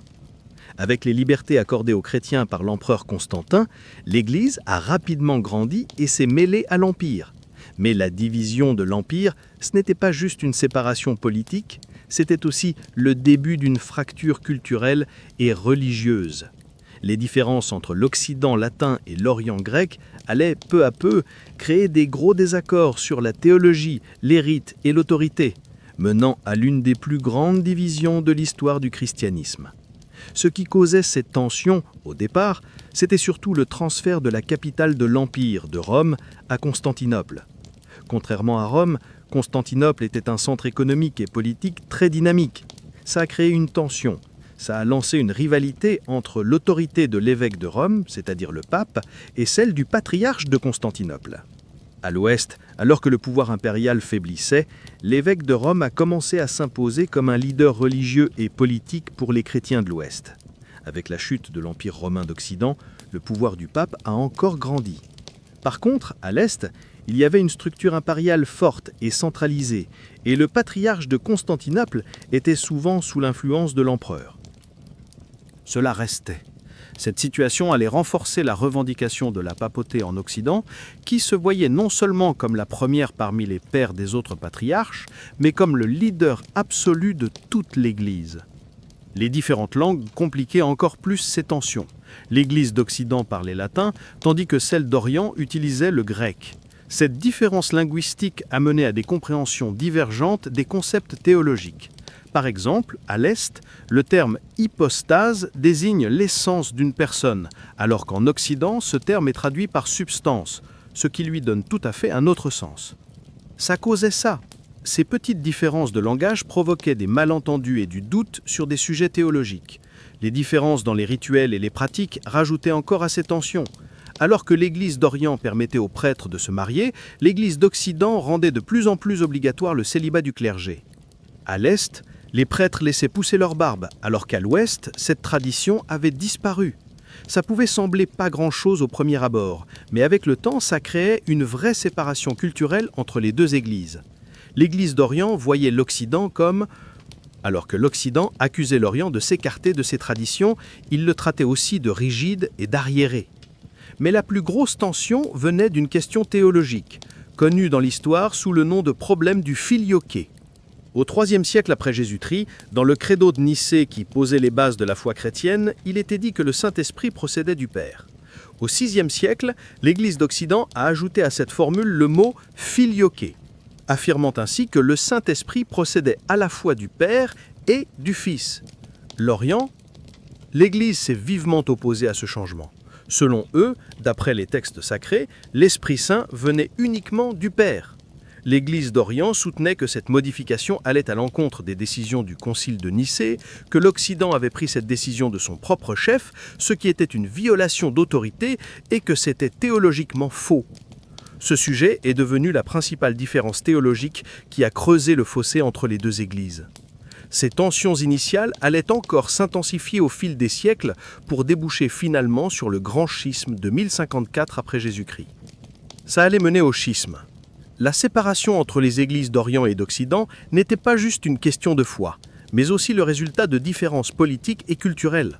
Cette situation a provoqué l'une des plus grandes cassures de l'histoire du christianisme et a posé les bases pour la formation des deux grandes branches du christianisme moderne, l'Église catholique et l'Église orthodoxe. Parmi les nombreux désaccords qui ont occupé le monde chrétien pendant des siècles et qui ont fini par le diviser, le plus sensible et profond tournait autour d'une formule théologique. Le problème du filioquet qui s'est formé, ce n'était pas qu'une simple question de mots. C'était le symbole d'une différence fondamentale entre la nature de Dieu, l'autorité de l'Église et le fossé culturel grandissant entre l'Orient et l'Occident. Ce petit mot latin allait grossir comme une avalanche et finir par séparer complètement des églises qui étaient autrefois sœurs. Les racines de ce débat reposaient sur le credo de Nicée, un pilier fondamental de la foi chrétienne. Ce texte avait été adopté lors du concile de Nicée en 325 après Jésus-Christ et il était sacré. Il avait déclaré que l'Esprit venait du Père.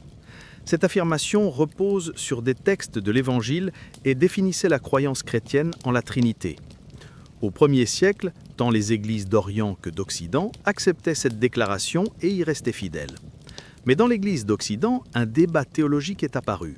Surtout dans des régions comme l'Espagne et la Gaule, certains religieux ont commencé à soutenir que l'Esprit Saint ne venait pas seulement du Père, mais aussi du Fils, donc de Jésus. Pour eux, c'était ça le christianisme.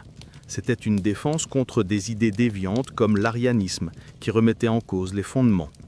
Ils voulaient insister sur la divinité de Jésus et son égalité avec Dieu. Du coup, ils ont ajouté dans le credo la phrase latine « filioque », c'est-à-dire « et du Fils ». Au début, c'était juste un truc local. Ça n'a pas vraiment attiré l'attention des églises d'Orient. Parce qu'à l'époque, les barrières linguistiques et de communication entre les deux églises empêchaient ce genre d'évolution théologique de se répandre rapidement. Mais au IXe siècle, l'Église d'Orient s'en est rendue compte. L'Église s'est vivement opposée à ce changement unilatéral de l'Occident. Il y avait deux raisons principales à la résistance de l'Est. La première, c'était la conviction que ce changement était une hérésie théologique. Selon la théologie orientale, le Saint-Esprit ne procédait que du Père, et prétendre qu'il venait aussi du Fils altérait la nature divine de la Trinité. La deuxième raison, peut-être encore plus importante, était que ce changement posait un problème ecclésiologique, c'est-à-dire lié au droit et à la structure de l'Église. Les églises orientales considéraient qu'une décision aussi importante devait représenter l'ensemble du monde chrétien. Ils soutenaient que ça devait être décidé lors d'un concile œcuménique avec la participation des évêques d'Orient. Le fait que l'Occident ait pris cette décision tout seul était vu comme une preuve que l'évêque de Rome se considérait au-dessus des autres patriarches. Ce débat ne s'est pas limité aux religieux.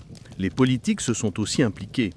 Surtout des rois d'Europe de l'Ouest, comme Charlemagne, ont soutenu cet ajout de l'Église occidentale et s'en sont servis pour leurs propres objectifs politiques. Ils se sont ainsi opposés à l'Empire byzantin de l'Est. Ils voulaient qu'il affirme son identité et son autorité. Ça a fait sortir le filioque du cadre d'un simple problème théologique pour en faire un symbole d'un combat de pouvoir politique. Avec le temps, les tensions entre les deux églises ont augmenté. Les deux camps se servaient de ce sujet comme un atout contre l'autre. L'Orient accusait l'Occident d'avoir dévié de la foi, tandis que l'Occident reprochait à l'Orient de ne pas reconnaître son autorité. Ça a aussi creusé un vrai fossé parmi le peuple. À Rome, les gens considéraient le filioque comme une partie intégrante de la foi. En adoptant ce terme à Constantinople, il était devenu un symbole de l'hérésie occidentale. Le problème du filioque allait rompre le dernier lien entre les églises d'Orient et d'Occident.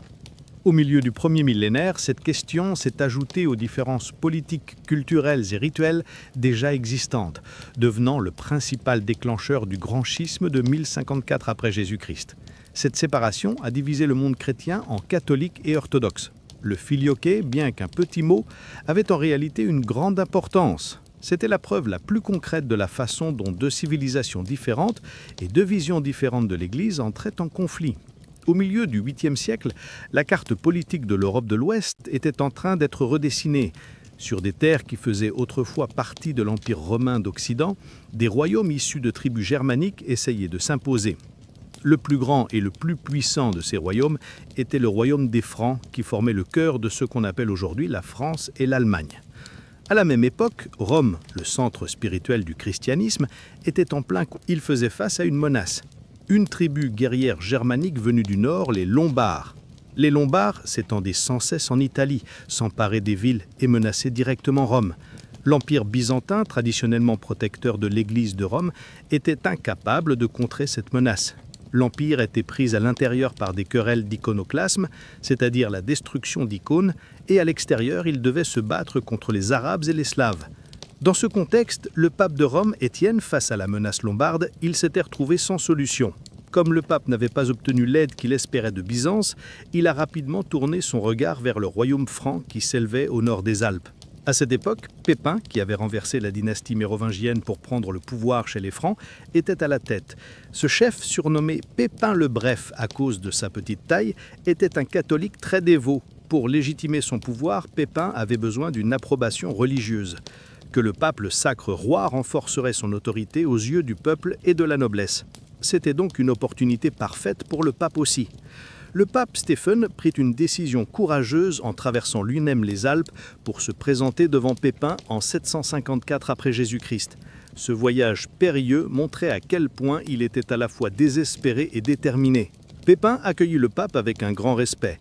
Lors de cette rencontre historique, une alliance fut scellée entre les deux leaders. Pépin accepta de protéger le pape contre les Lombards et en échange, le pape bénit Pépin et ses fils, les déclarant rois élus de Rome et de Dieu. C'était la première fois qu'un pape bénissait un roi, confirmant son trône par une autorité divine, et ça allait définir l'avenir des relations entre l'Église et l'État en Europe occidentale. Pépin a tenu sa promesse. Avec son armée, il est allé 2 fois en Italie et a infligé une lourde défaite aux Lombards. Il a repris les terres occupées par les Lombards, notamment la ville de Ravenne. Mais au lieu de rendre ces terres à l'Empire byzantin, il a annoncé qu'il les offrait au pape. Ce don est resté dans l'histoire sous le nom de donation de Pépin. Et le pouvoir papal a permis la naissance de son État. Ainsi, le pape n'était plus seulement un chef spirituel, mais aussi un souverain temporel avec ses propres terres et une armée. Les conséquences de cette alliance furent énormes. Le pape s'était affranchi de l'influence byzantine et avait construit sa propre présence politique. Quant aux Francs, avec la bénédiction de l'Église, ils étaient devenus la dynastie la plus légitime et la plus puissante parmi les royaumes germaniques. Mais cette alliance a aussi creusé un fossé encore plus profond entre l'Église d'Orient et celle d'Occident. À Constantinople, patriarche en termes, voyait comme une trahison le fait d'abandonner sa loyauté envers l'empereur byzantin pour s'allier à un roi barbare. En plus, le fait que le pape soit un souverain temporel était pour l'Église d'Orient la preuve d'une corruption de l'autorité religieuse. Cette alliance entre la papauté et les Francs a été l'un des pas les plus importants qui ont renforcé le basculement du monde chrétien vers l'Occident et qui ont mené au grand schisme. À l'hiver de l'an 400, à Rome, avait lieu une rencontre historique qui allait redessiner le destin du monde chrétien. Le puissant chef du royaume de Francie, Charlemagne, était à Rome pour le Nouvel An et rencontrait le pape Léon.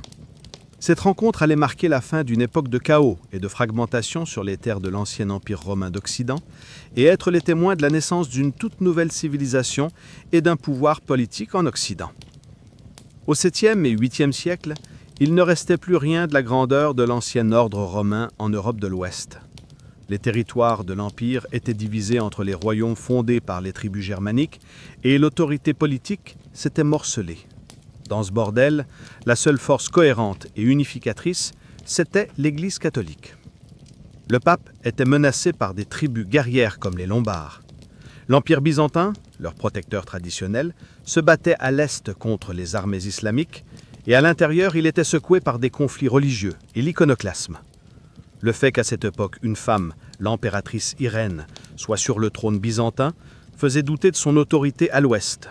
Pour eux, l'Empire ne pouvait être représenté que par un homme. Voilà précisément. Dans ce contexte, le royaume des Francs montait en puissance, rapidement sous la direction de Charlemagne. Avec les terres que son père Pépin avait données au pape, Charlemagne protégeait l'Église et renforçait encore son pouvoir. Il n'était pas seulement le roi des Francs, mais aussi vu comme le plus grand défenseur et protecteur du christianisme. Charlemagne voulait unir le monde chrétien contre les païens et les musulmans. Le pape Léon, de son côté, avait besoin de Charlemagne pour affirmer son autorité et trouver un allié puissant contre les Lombards. Ce besoin réciproque les liait étroitement. Cela posait les bases d'une alliance qui tournerait en leur faveur.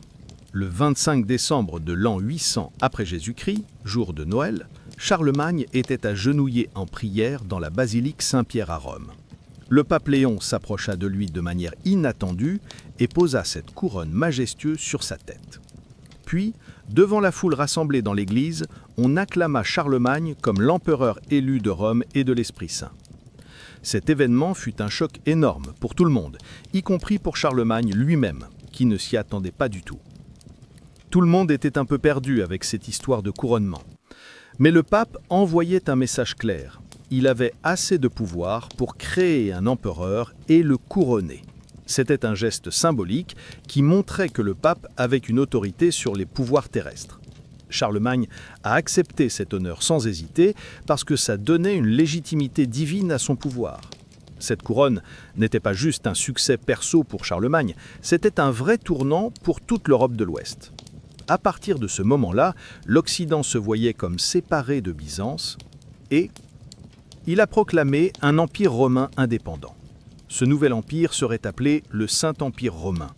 Désormais, l'Empire romain n'avait plus pour seul successeur Byzance, ça a provoqué une énorme colère à Constantinople. Les Byzantins voyaient ça comme un coup de force de l'Occident et une usurpation du pape. Le couronnement de Charlemagne a aussi énormément renforcé le pouvoir du pape. Dorénavant, le pape était la figure qui approuvait les rois et leur donnait légitimité. C'est comme ça que les papes ont agi pendant les siècles suivants. Cela allait aussi jeter les bases des luttes de pouvoir entre les empereurs latins. Cet événement prouvait que le christianisme occidental s'était complètement détaché de la sphère politique et religieuse de Byzance. Les Francs, autrefois un royaume provincial de Rome, étaient devenus, grâce à cette alliance avec la papauté, une force capable de façonner l'avenir de l'Europe. Cette cérémonie de couronnement fut l'une des étapes politiques les plus importantes menant à la grande division dans le monde chrétien, au milieu du XIe siècle après Jésus-Christ. Le monde chrétien était à la veille d'une explosion après des siècles de tensions et de désaccords acuminés. Même si les églises d'Orient et d'Occident prétendaient partager la même foi, le fossé entre elles s'était creusé à un point qu'on ne pouvait plus ignorer. La langue, la culture, la politique et surtout les différences théologiques séparaient ces deux grandes branches du christianisme. Le point culminant de cette rupture a eu lieu le 16 juillet 1054 à l'église Sainte-Sophie de Constantinople. Cette date allait marquer un tournant majeur.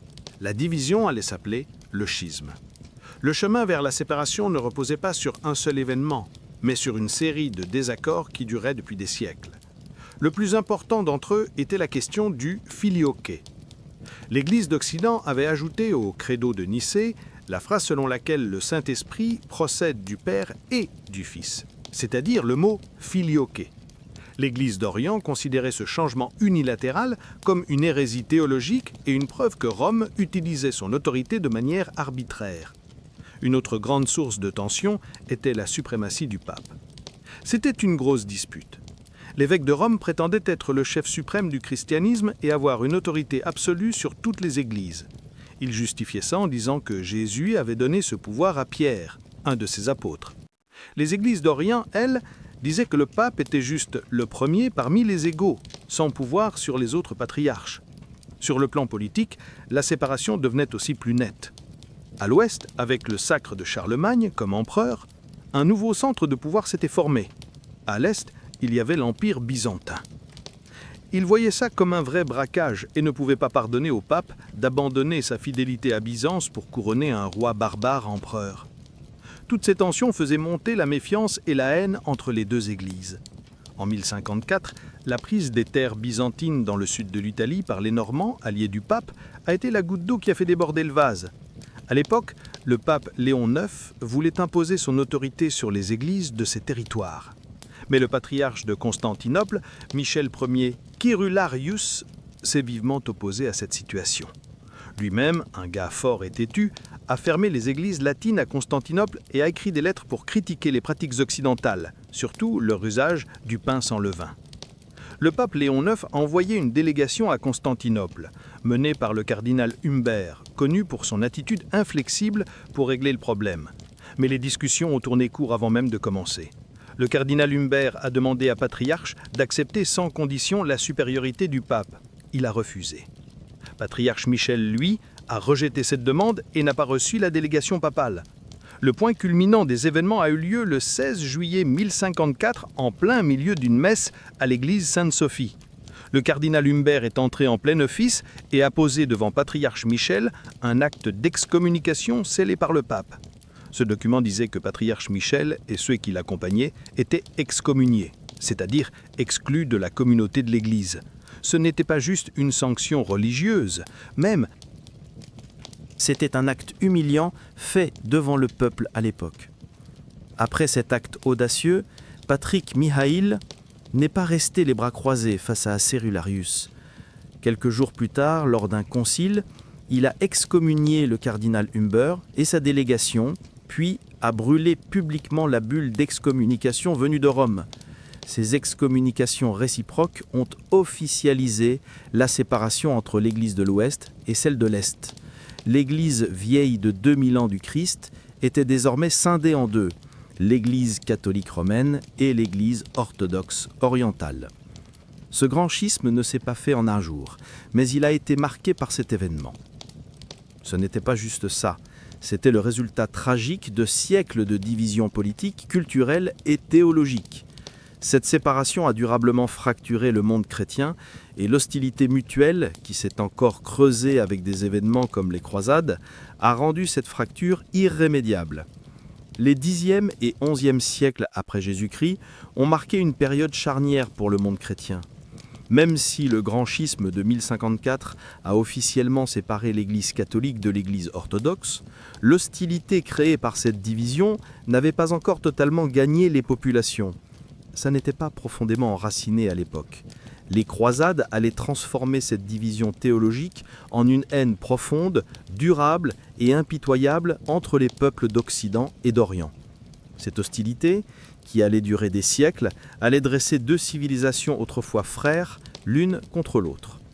À la fin du XIe siècle, l'Empire byzantin subissait la pression des Turcs seldjoukides à l'est. L'Empire a dû demander de l'aide à l'ouest pour se défendre. Quand cet appel est parvenu au pape Urbain II, pour lui, c'était l'occasion de réunir à nouveau le christianisme et d'affirmer son autorité. C'était une occasion de renforcer les choses. En 1905, lors du concile de Papaclamon, tous les chrétiens européens ont été appelés à se rassembler pour reprendre Jérusalem aux musulmans et partir en expédition vers les terres saintes. Cet appel a été accueilli avec un énorme enthousiasme en Occident. Des milliers de nobles, de chevaliers et de paysans ont prêté serment de croiser et se sont mis en route vers l'Est. Cet événement est passé à l'histoire comme la première croisade. Le but des croisés était à la fois de libérer les terres saintes et d'aider Byzance. Mais derrière cette bonne intention se cachaient des différences culturelles et il y avait une méfiance réciproque. Les croisés voyaient les Byzantins comme arrogants et sournois, tandis que les Byzantins considéraient les croisés comme des barbares grossiers. Les croisés pillaient les villes byzantines sur leur route, faisaient du mal aux habitants locaux et ne respectaient pas leurs promesses faites à l'empereur byzantin.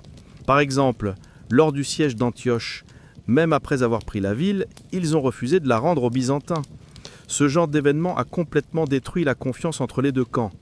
Encore plus, le plus important, c'est que les croisés étaient complètement déboussolés en voyant les rituels et pratiques différentes des chrétiens orthodoxes d'Orient. Le fait que les prêtres puissent se marier, qu'on utilise du pain levré pendant les messes et les interprétations théologiques différentes par rapport à l'Église latine, tout ça, pour les Occidentaux, c'était carrément de l'hérésie. Les croisés voyaient les orthodoxes comme des schismatiques qui refusaient de se soumettre à l'autorité de l'Église catholique. Cette situation transformait une séparation théologique en une vraie hostilité entre les peuples. L'hostilité créée par les croisades a culminé en 1204 avec la 4e croisade. Cette expédition a atteint son apogée. Le but principal de ce voyage était de se rendre en Terre Sainte. Mais les croisés, en se laissant entraîner par les manœuvres politiques de Venise, ont changé de route et se sont dirigés vers Constantinople, la capitale byzantine. Profitant des conflits intestins qui secouaient la ville, ils l'ont assiégée. Malgré toutes les supplications des Byzantins, les croisés ont commis l'un des épisodes les plus honteux de l'histoire du christianisme en pillant Constantinople. Pendant des jours, les soldats croisés ont saccagé non seulement la ville byzantine, ils ont visé non seulement leurs richesses, mais aussi les lieux les plus sacrés de la foi orthodoxe. Les églises ont été pillées, les icônes brisées, les reliques volées. On a même fait entrer des chevaux à l'intérieur de la basilique Sainte-Sophie et dérobé les objets sacrés. Des femmes et des enfants ont été massacrés. C'était une barbarie commise par une armée chrétienne contre une autre ville chrétienne. Pour les Byzantins, cet événement était la preuve la plus claire que le pape était leur ennemi. Pour eux, les Occidentaux étaient des barbares en pèlerinage et ils ne leur faisaient jamais confiance. On ne pouvait pas leur faire confiance. Cet événement a creusé un fossé irréparable et durable entre l'Église catholique et l'Église orthodoxe. Les croisades avaient commencé avec le rêve d'unir le christianisme, mais les barbaries, les pillages et les trahisons des croisés envers Byzance ont complètement détruit ce rêve. Ce qui était à l'origine un simple désaccord religieux s'est transformé en une haine profonde et durable entre les peuples. Le sac de Constantinople restera à jamais gravé dans les mémoires et le fossé entre l'Église catholique et l'Église orthodoxe est devenu irréversible. Cela aurait approfondi les choses. Après la chute de l'Empire romain d'Occident, l'autorité politique en Europe s'était complètement éclatée et une lutte sans fin avait commencé entre les royaumes et les seigneuries féodales. Dans ce monde féodal compliqué et instable, il n'y avait qu'une seule institution qui donnait un sens à la vie des gens, qui assurait l'ordre et l'unité, l'Église catholique.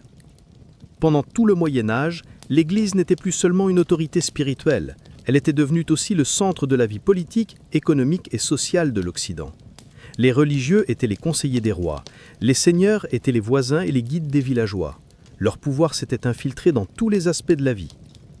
Le plus grand pouvoir de l'Église, sans aucun doute, était son autorité absolue sur les âmes des gens. Pour l'homme du Moyen Âge, le salut après la vie surpassait toutes les préoccupations terrestres. L'Église enseignait que le seul chemin vers le paradis passait par elle et que le clergé était le gardien de cette voie sacrée. Les gens dépendaient des prêtres pour se purifier de leurs péchés, se faire baptiser, se marier et se préparer pour leur dernier voyage.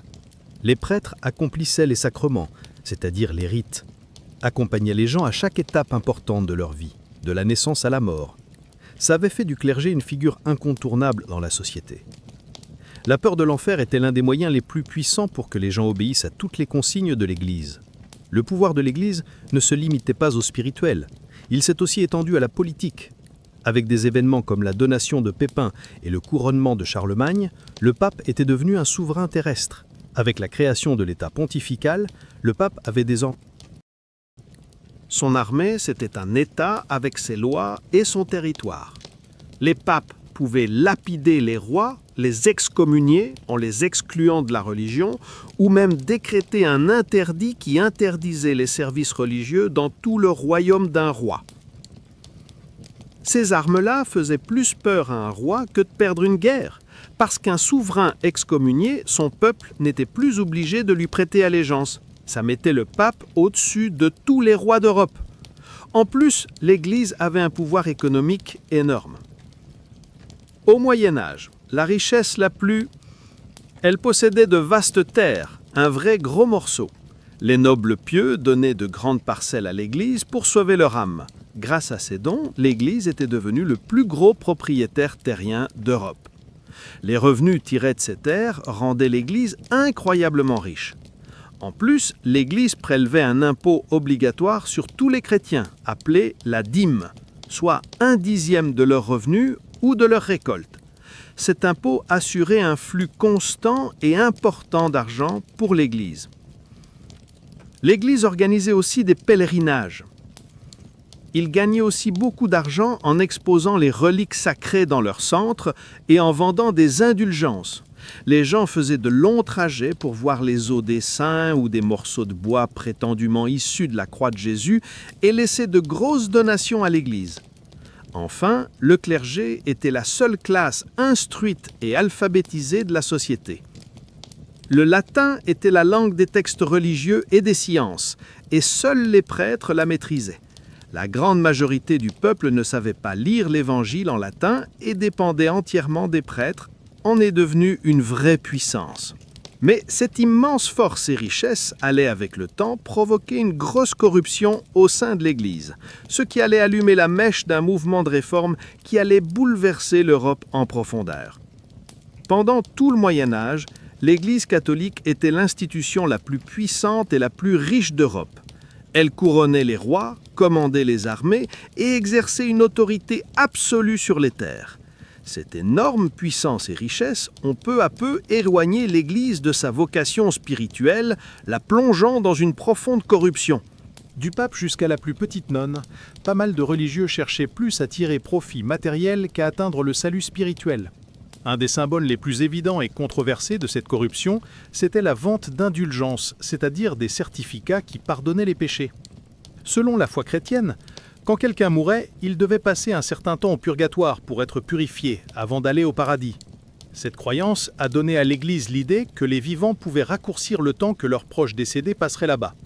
Au début, les indulgences étaient données en échange d'actions pieuses, comme le pèlerinage, la participation aux guerres ou l'aide aux institutions religieuses. Mais avec le temps, ce système est devenu purement commercial. Au XVIe siècle, l'Église a commencé à vendre les indulgences contre de l'argent. Les religieux disaient aux gens qu'en donnant de l'argent, leurs péchés seraient pardonnés ou que leurs proches décédés seraient délivrés du purgatoire. C'était une pratique moralement douteuse qui exploitait les besoins spirituels des gens. L'Église, grâce aux énormes revenus tirés de ses ventes, construisait à Rome des bâtiments majestueux, notamment d'immenses églises comme la basilique Saint-Pierre. Le représentant le plus connu de ces ventes était le moine dominicain Johann Tetzel, qui vendait des indulgences en Allemagne. Tetzel utilisait un slogan inoubliable pour toucher le public en insistant sur le pouvoir de l'argent. « Lorsque la caisse sonne, une âme quitte le purgatoire !» Ce slogan était la preuve la plus flagrante que l'Église était passée d'une institution spirituelle à une vraie boîte de marketing. Le peuple, il vivait déjà dans la misère, mais ils devaient tout de même donner leur dernier sou à l'Église pour sauver l'âme de leurs proches. La vente d'indulgences n'était qu'un exemple de la corruption à l'Église. Les prêtres, eux, vivaient dans le luxe et la démesure, ce qui était complètement à l'opposé du message de pauvreté et de simplicité prêché dans la Bible. Les papes vivaient comme des rois, et les cardinaux et évêques résidaient dans des palais comme de riches nobles. L'Église se nourrissait de la richesse du pape, mais cette richesse servait surtout à des fins spirituelles. C'était devenu une institution complètement dépassée. Il y avait plein d'autres problèmes aussi. Les postes à l'Église ne se donnaient pas suivant le mérite, mais ils s'achetaient avec de l'argent. Cette pratique s'appelait la simonie. Les familles riches payaient une fortune pour que leurs gamins décrochent des postes haut placés à l'Église. En plus, les religieux plaçaient souvent leurs propres proches à des postes importants. C'était du népotisme à fond. Beaucoup de religieux cumulaient plusieurs postes d'église en même temps. Bref, c'était ça le pluralisme. Mais au final, personne ne faisait vraiment son boulot. La corruption blessait profondément la conscience des chrétiens pieux. Les gens commençaient à penser que l'Église cherchait à soutirer de l'argent aux fidèles plutôt qu'à sauver leurs âmes. L'Église avait perdu la confiance et le respect du peuple. C'est dans ce climat de crise spirituelle qu'un homme d'Église allait s'opposer à ces pratiques. Martin Luther. Pour Luther, la vente des indulgences était la preuve la plus claire que l'Église s'était égarée et qu'elle avait urgemment besoin d'une réforme. Au début du XVIe siècle, en Europe, l'Église catholique. C'était une période où tout le monde était super stressé. L'Église, avec la vente des indulgences, la simonie et un style de vie ultra riche, s'était complètement éloignée de sa vraie mission spirituelle. Cette corruption blessait profondément la conscience des chrétiens pieux, mais personne n'osait s'opposer à ce pouvoir immense. Au milieu de ce silence, un moine modeste et professeur de théologie en Allemagne, Martin Luther, allait changer le cours de l'histoire avec sa protestation. Martin Luther était prof de théologie à Wittenberg, en Allemagne. Voilà. Il n'était pas seulement un universitaire, mais aussi un croyant sincère en quête de salut spirituel. Luther étudiait la Bible en profondeur pour comprendre la justice et la miséricorde de Dieu. À force de recherche, il est arrivé à une conclusion différente de celle de l'Église. Selon lui, le salut de l'homme ne dépendait pas des bonnes actions ou de l'argent, comme le prêchait l'Église, mais uniquement de la foi, c'est-à-dire de la sola fide. C'était une idée révolutionnaire qui qui allait ébranler toute la structure de l'Église. Luther affirmait que le salut était une grâce de Dieu et que cette grâce ne pouvait pas être achetée. Il pensait que ce n'était pas possible. Juste à ce moment-là, en Allemagne, le gars qui gérait la vente des indulgences, un moine dominicain nommé Johann Tetzel, arpentait les rues comme un vrai vendeur, proposant aux gens d'acheter des pardons pour leurs péchés. Tetzel répétait sans arrêt « Dès que la caisse teinte, une âme s'évade du purgatoire ». Il encourageait ainsi les gens à racheter leurs fautes et à sauver l'âme de leurs proches décédés. Cette situation a profondément dérangé la conscience de Martin Luther. Pour lui, ces ventes n'étaient pas seulement une arnaque, mais aussi une atteinte au fondement du christianisme. Il trahissait ses principes. On voulait faire croire aux gens qu'ils pouvaient acheter le paradis avec de l'argent, ce qui, selon la foi de Luther, était totalement inacceptable. C'est avec ce profond mécontentement que, le 31 octobre 1517, Martin Luther a rédigé un texte rempli de critiques et de sujets de débat. Ce texte s'intitulait « Discussion sur le pouvoir et l'efficacité des indulgences » et il deviendrait plus tard connu sous le nom des 95 thèses.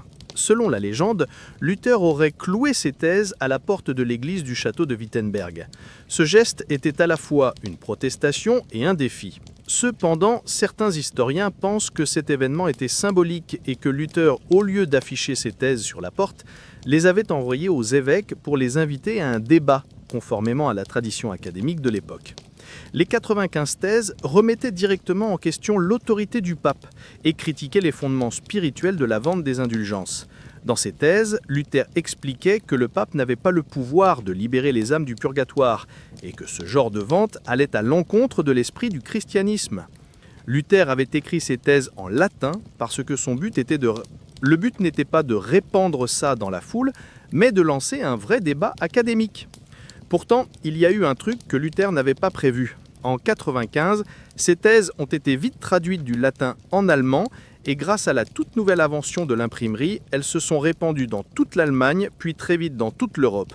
L'imprimerie a permis aux idées de Luther d'atteindre le public sans passer par le contrôle de la hiérarchie de l'Église. Sa protestation n'est plus restée la révolte d'un simple moine, mais est devenue un cri qui a résonné dans toute l'Europe. La publication des 95 thèses a lancé le mouvement de réforme. Ça a été le début. Luther, avec ses thèses, a pris position contre les pratiques corrompues de l'Église et a déclenché un changement radical dans le christianisme. Cet événement a lancé une révolution religieuse et politique qui allait durer des siècles et bouleverser à jamais le cours de la civilisation occidentale. Après la publication des 95 thèses de Martin Luther, l'Allemagne est soudainement devenue le centre de l'une des plus grandes tempêtes religieuses et politiques de l'histoire. Au départ, ces thèses visaient juste à lancer un débat académique. Mais l'imprimerie. Grâce à sa force, les idées de Luther se sont répandues comme un feu de forêt. Le peuple allemand, las de la corruption de l'Église et de l'exploitation spirituelle, trouvait dans les paroles courageuses de Luther un écho à leurs propres souffrances. Ce n'était pas juste une protestation religieuse, c'était aussi une révolte du peuple contre l'Église catholique et son autorité. Au début, le pape n'a pas pris cette révolte au sérieux. Une réponse venue de Rome se moquait de Luther, le traitant de moine allemand ivre qui débite des bêtises. Mais les idées de Luther séduisaient les princes allemands. Et comme ça continuait à se répandre rapidement grâce au soutien du peuple, le pape Léon X a compris que la situation était grave. En 1520, il a publié une bulle papale intitulée « Exsurge Domine » « Lève-toi, Seigneur Dieu ». Cette bulle condamnait les enseignements de Luther comme hérétiques et lui demandait de retirer ses écrits. C'était un ultimatum pour Luther. Mais lui, qui jadis obéissait à l'Église par peur, défiait maintenant ouvertement l'autorité. Quand il a reçu la bulle, Luther l'a brûlée devant tout le monde. Pour lui, ce n'était qu'un simple bout de papier. Ce n'était pas juste brûler une pièce, c'était carrément une déclaration ouverte de rébellion contre l'autorité du pape et la suprématie spirituelle de Rome. Après cet épisode, les liens entre l'Église catholique et Martin Luther se sont complètement brisés. Ce geste courageux a fait de Luther un héros. Mais cette bravoure a aussi fait de lui une cible pour l'Empire. En 1521, l'empereur du Saint-Empire romain Charles Quint a convoqué Luther à une assemblée à Worms appelée la Diète de Worms. Lors de cette assemblée, l'empereur et les hauts dignitaires, les responsables de l'Église, ont demandé à Luther, qui se tenait devant eux, de retirer ses écrits. Mais Luther, Droit dans ses bottes, s'est défendu et a prononcé cette phrase devenue légendaire. « Me voici, je ne peux faire autrement. Que Dieu me vienne en aide. Amen. » Ces mots montraient à quel point sa foi était inébranlable et qu'il ne reculerait pas. Cette détermination a fait de Luther un hors-la-loi, passible de punition où qu'il soit.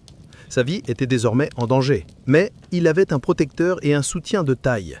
Le prince de Saxe, Frédéric le Sage, a décidé de le protéger. Frédéric a fait semblant de faire fuir Luther en revenant de Worms, mais en réalité, il l'a caché secrètement au château de Wartburg. Là, Luther s'est déguisé en chevalier et est resté caché pendant 1 an. Cette année a été super importante pour Luther et pour l'avenir du mouvement de la Réforme. Pendant qu'il était en cachette, Luther a terminé l'un de ses plus grands travaux, la traduction de la Bible en allemand. Jusqu'à ce moment-là, la Bible n'était qu'un texte en latin, que seuls les prêtres pouvaient lire et interpréter. La traduction de Luther a tout changé. Tous ceux qui parlaient allemand pourraient lire la Bible dans leur propre langue et accéder directement à la parole de Dieu. C'était un mouvement révolutionnaire qui brisait le monopole de l'Église catholique sur les textes sacrés. Les idées de Luther se répandaient rapidement en Allemagne, mais certains groupes les interprétaient différemment. En particulier, les paysans ont pris l'enseignement de Luther sur la liberté chrétienne comme un appel à une révolte sociale et économique. Entre 1524 et 1525, une grande guerre paysanne a éclaté en Allemagne. Les paysans se sont révoltés pour échapper à l'oppression de l'Église et des seigneurs. Mais Luther n'a pas soutenu cette révolte. Lui, il voulait une réforme spirituelle, pas une révolution sociale. Il a appuyé la répression sanglante de l'insurrection, ce qui a renforcé son alliance avec les nobles. Le début du mouvement de réforme en Allemagne est l'un des exemples les plus marquants de comment une idée religieuse peut devenir une force politique et sociale. Ce mouvement, lancé par les 95 thèses de Martin Luther, a été soutenu par l'imprimerie et les princes allemands. Ça avait déclenché une révolution. Cette révolution allait poser les bases d'une nouvelle église en Allemagne, c'est-à-dire du protestantisme, et plonger l'Europe dans des guerres de religion qui allaient durer des siècles. Alors qu'au XVIe siècle, une révolution religieuse secouait d'autres régions d'Europe, en Angleterre, le mouvement de la Réforme ne partait pas d'une quête spirituelle, mais d'une crise politique et des désirs personnels d'un roi. Pendant que Martin Luther se rebellait contre la vente des indulgences en Allemagne, le roi Henri VIII d'Angleterre avait un autre agenda. C'était une histoire de divorce et de trouver un héritier mâle pour le trône. C'est ça qui distinguait profondément cette réforme anglaise des autres mouvements protestants en Europe. Quand le roi Henri VIII est monté sur le trône, il était déjà marié à Catherine d'Aragon, une princesse espagnole, veuve de son frère aîné Arthur. Ce mariage renforçait l'alliance entre deux puissants royaumes à l'époque. Mais malgré les années, le couple n'avait pas réussi à avoir un fils. Catherine n'avait donné à Henri qu'une fille, la future reine Mary. L'avenir de la dynastie Tudor était en danger. Henri a commencé à voir cette situation comme une punition divine parce qu'il avait épousé la veuve d'Arthur. À ce moment-là, son regard s'était posé sur Anne Boleyn, une jeune et jolie demoiselle d'honneur à la cour. Anne refusait de devenir la maîtresse du roi, mais elle voulait l'épouser. Henri pensait qu'il fallait annuler, c'est-à-dire casser son mariage avec Catherine, pour pouvoir avoir un héritier mâle et épouser la femme dont il était amoureux. Selon la foi catholique, ce souhait n'était possible que le pape aurait pu s'en charger. Quand le pape Clément VII a été confronté à la demande d'Henri, il s'est trouvé dans une situation impossible. Catherine était la tante de Charles V, empereur du Saint-Empire romain, le souverain le plus puissant d'Europe. À cette époque, les troupes de Charles avaient pillé Rome et pris le pape en otage. Le pape ne voulait pas s'attirer la colère de Charles. C'est pourquoi il a repoussé la demande d'Henri plusieurs fois pour finalement le refuser catégoriquement. Le pape a tourné le dos au désir d'Henri de divorcer. Il n'a pas cédé, et ça a été la goutte d'eau qui a fait déborder le vase pour Henri. Le refus du pape a accéléré son plan de prendre entièrement en main l'autorité religieuse en Angleterre. Pour Henri, ce n'était pas qu'une histoire de divorce. Il voulait mettre fin à la présence d'une autorité extérieure comme le pape dans son royaume. Les biens, les taxes et le pouvoir politique de l'Église en Angleterre représentaient une menace pour l'autorité royale. En rompant avec Rome, Henri pouvait à la fois régler son divorce et... il aurait pu s'emparer de l'immense richesse de l'Église. Ça lui aurait donné un pouvoir absolu, à la fois politique et économique. Pour atteindre son but, Henri a utilisé le Parlement pour faire passer une série de lois. La plus importante, c'est l'acte de suprématie adopté en 1534. Cette loi déclarait le roi d'Angleterre chef suprême de l'Église d'Angleterre. Du coup, l'autorité religieuse en Angleterre passait du pape directement au roi. La loi condamnait aussi comme traîtres ceux qui refusaient de reconnaître le titre du roi. On l'accusait. Après cette loi, Thomas Cromwell, le principal conseiller d'Henri, a commencé à fermer tous les monastères en Angleterre sur ordre du roi. Les monastères étaient les institutions les plus riches de l'Église et possédaient d'immenses terres. Cromwell confisquait les biens des monastères et versait les revenus dans le trésor royal. Ça a donné à Henri une grosse source de revenus et a renforcé son pouvoir. Le mouvement de réforme en Angleterre était donc beaucoup plus motivé par des raisons politiques et économiques que par la réforme théologique en Allemagne. C'était différent. Même s'il y avait des réformateurs comme Martin Luther qui s'opposaient aux doctrines de l'Église catholique, le vrai changement est venu des décisions du roi lui-même. Le protestantisme en Angleterre reposait sur l'autorité royale et avait une structure plus modérée. Henri VIII a en fait, sur le plan théologique, il n'était pas du tout protestant. Toute sa vie, il est resté fidèle aux doctrines catholiques. Il avait même été récompensé par le pape du titre des défenseurs de la foi pour avoir écrit un livre contre Luther. Mais sa réforme n'était pas religieuse, elle était purement politique. Son but, c'était de se débarrasser du pape et de devenir le souverain absolu de son royaume. Pour ça, il s'est entouré de conseillers réformistes comme Thomas Cromwell, son principal conseiller, et Thomas Cranmer, l'archevêque de Canterbury. Ces gars-là ont commencé à bosser pour poser les bases d'une nouvelle église.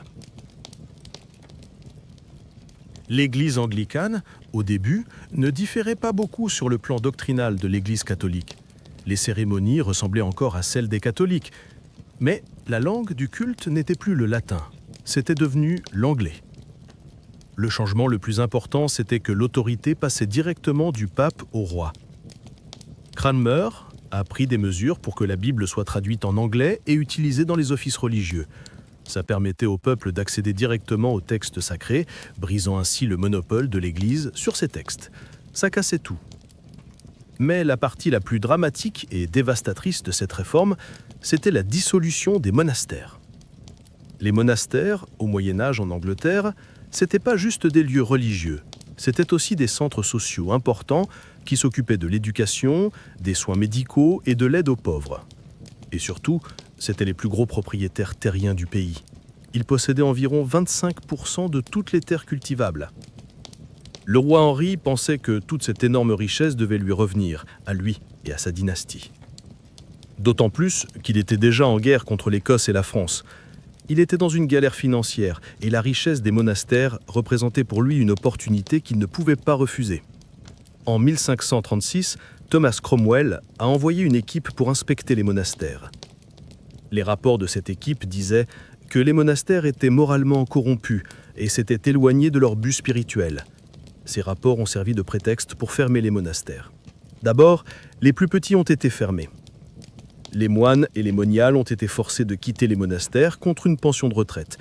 Les biens des monastères et les objets précieux ont été transférés au trésor royal. Ce processus s'est rapidement intensifié. Les monastères qui résistaient aux lois de dissolution ont été fermés de force et les abbés qui s'opposaient ont été exécutés. Cette situation a déclenché une grande révolte dans le nord de l'Angleterre.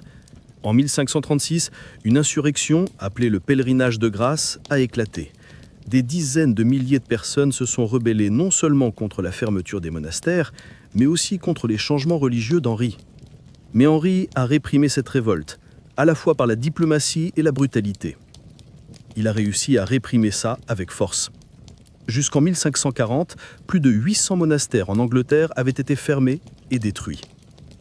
Cela signifiait non seulement la perte de bâtiments historiques, mais aussi la disparition de bibliothèques inestimables, de manuscrits et d'œuvres d'art. Des milliers de personnes dépendant des monastères se sont retrouvées sans emploi et la pauvreté a augmenté. Mais Henri, lui, a tiré son épingle du jeu. Les revenus énormes qu'il a obtenus ont renforcé son autorité et ont fait de l'Angleterre l'une des monarchies les plus puissantes d'Europe. Cela a apporté ça. La création de l'Église anglicane et la dissolution des monastères ont posé les bases politiques et économiques de la réforme anglaise. Ce processus a séparé l'Angleterre du monde catholique, renforcé le pouvoir absolu du roi et changé de façon durable la structure religieuse et sociale de la société. Même si Henri restait personnellement fidèle aux croyances catholiques, ses actions ont mis son pays sur une voie sans retour. La révolte de Martin Luther ne s'est pas limitée à l'Allemagne. Les idées, diffusées à grande vitesse grâce à l'imprimerie, se sont rapidement répandues en Europe. Ce mouvement a résonné dans toute l'Europe en un rien de temps. Mais il n'a pas été interprété de la même manière partout. Le message du protestantisme s'est adapté aux réalités culturelles, politiques et économiques de chaque pays et de chaque dirigeant. Pour certains, c'était un réveil spirituel, pour d'autres une quête de liberté politique et pour d'autres encore un appel à la révolte. Cette situation a plongé le monde chrétien dans une époque de guerre de religion sanglante et impitoyable qui ne lui a jamais permis de retrouver son état d'avant. Les enseignements de Luther, indépendamment de lui, ont aussi pris racine en Suisse. Ulrich, qui développait des idées de réforme, a inspiré des leaders comme Zwingler. Zwingler a mené à Zurich des réformes plus radicales, comme retirer les icônes et les images des églises et interpréter de manière plus symbolique des rituels comme le baptême et la communion. Mais les réformes de Zwingler ont été éclipsées plus tard par Jean Calvin, qui allait devenir l'un des leaders protestants les plus influents d'Europe. Calvin, un homme d'église français, a rejoint le mouvement protestant né à Paris avant de s'installer à Genève, en Suisse. Il s'est enfui dans sa ville. Là, il a mis en place son propre système théologique, notamment avec la doctrine du prédestination. Sa doctrine du cœur n'était pas juste un système de croyance, c'était aussi un guide avec des règles morales strictes sur comment la société devait être gouvernée. Genève est devenue la Rome protestante sous la direction de Calvin et ses idées ont donné naissance à différentes branches protestantes comme les Huguenots en France, les presbytériens en Écosse et les puritains en Angleterre. Mais ce réveil religieux a aussi provoqué un énorme chaos politique. Les princes et rois européens ont vu la réforme comme une occasion de se libérer de l'autorité du pape et de l'empereur du Saint-Empire romain. Les croyances religieuses se sont mêlées aux ambitions politiques et ça a déclenché des guerres sanglantes qui allaient durer des siècles. En Allemagne, les princes protestants qui suivaient les enseignements de Luther se sont révoltés contre l'empereur du Saint-Empire romain, Charles V.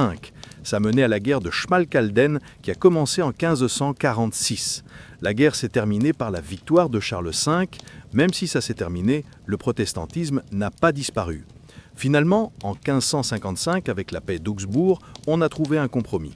Cette paix disait « à qui la région, à lui la religion ». C'est le principe du « cuius regio eius religio ». En gros, chaque prince pouvait choisir la religion de son territoire, soit catholique, soit protestante. Mais ça ne voulait pas dire que chacun avait la liberté de choisir sa foi. Si le prince était d'une religion, les habitants devaient suivre la même. Cette paix temporaire en Allemagne a déclenché une longue guerre civile en France qui a commencé en 1562. Les guerres de religion entre catholiques et protestants en France ont duré plus de 30 ans. Ces combats ne se sont pas limités aux armées, ils ont aussi eu lieu dans les rues des villes et dans les villages. Un des épisodes les plus terribles de cette guerre, c'est le massacre de la Saint-Barthélemy en 1572.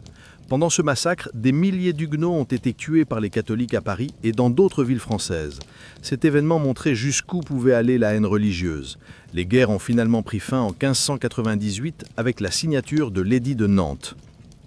La liberté de culte a été accordée aux herdis et aux huguenots. La guerre de religion la plus dévastatrice et la plus étendue fut la guerre de 30 ans, qui a commencé en 1618 et a duré jusqu'en 1648. Au départ, c'était un conflit religieux au sein du Saint-Empire romain germanique, mais ça s'est vite transformé en une lutte de pouvoir qui a embrasé toute l'Europe. La guerre a opposé plein de pays, de la Suède protestante à la France catholique. La religion n'était qu'un prétexte. Le vrai but, c'était de gagner en pouvoir politique et de s'approprier des territoires. Les guerres ont surtout causé d'énormes dégâts, la famine et une grosse perte de population en Allemagne. La guerre de 30 ans s'est terminée en 1648, avec la paix de Westphalie. Cet accord a redessiné la carte politique de l'Europe et posé les bases des relations internationales modernes. La paix de Westphalie a instauré l'idée que les différences religieuses ne devaient plus être une cause de guerre, et elle a renforcé la souveraineté des États-nations. La diffusion du protestantisme avait brisé à jamais l'unité religieuse de l'Europe. Mais cette question religieuse, la division a aussi mené à l'émergence des États-nations, qui allaient façonner la carte politique du monde moderne, tout en affaiblissant l'autorité papale. Ces guerres de religion ont été parmi les épisodes les plus sanglants et dévastateurs de l'histoire du christianisme.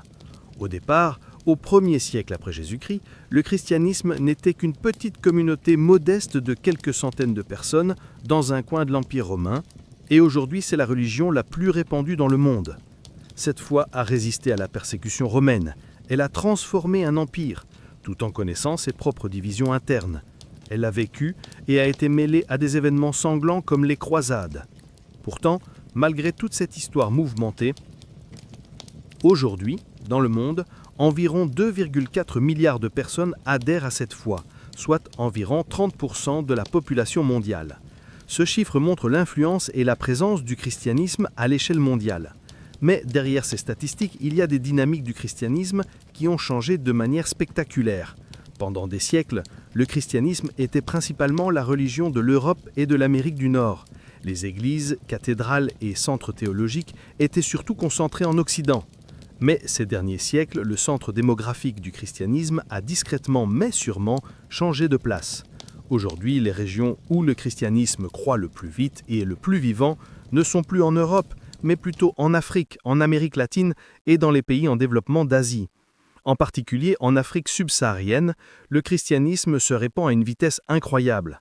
L'Église, à travers ses missions et l'aide qu'elle apporte localement en matière de santé, d'éducation et de services sociaux, elle avait eu un énorme impact sur le continent. Il y a 100 ans, il n'y avait presque pas de chrétiens en Afrique, mais aujourd'hui, ils se comptent par centaines de millions. Les experts prévoyaient qu'en 2030, la plus grande population chrétienne au monde vivrait en Afrique. C'était une montée d'un christianisme jeune et dynamique, à l'inverse de l'Europe, qui avait longtemps été le bastion du christianisme, mais dont la population vieillissait et se sécularisait.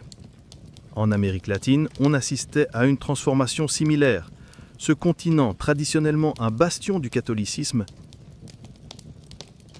Le protestantisme, surtout les courants charismatiques comme le pentecôtisme et l'évangélisme, se répandaient à toute vitesse. Ces mouvements mettaient l'accent sur une expérience personnelle étroite de la foi, des cultes très émotionnels et des promesses de guérison spirituelle. Ça attirait des millions de gens qui cherchaient une satisfaction spirituelle différente de celle de l'Église catholique traditionnelle.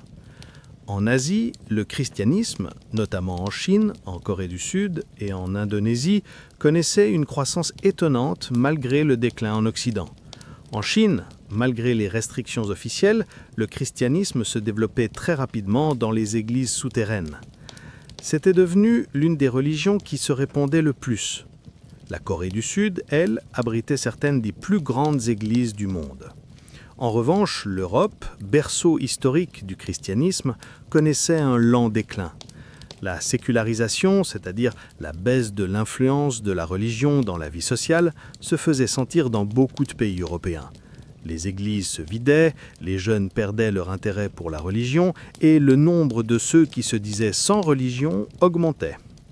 En Amérique du Nord, on observait une tendance similaire. Les églises traditionnelles, il devient de plus en plus difficile d'attirer les jeunes à l'église et les pratiques religieuses deviennent un truc réservé aux générations plus âgées.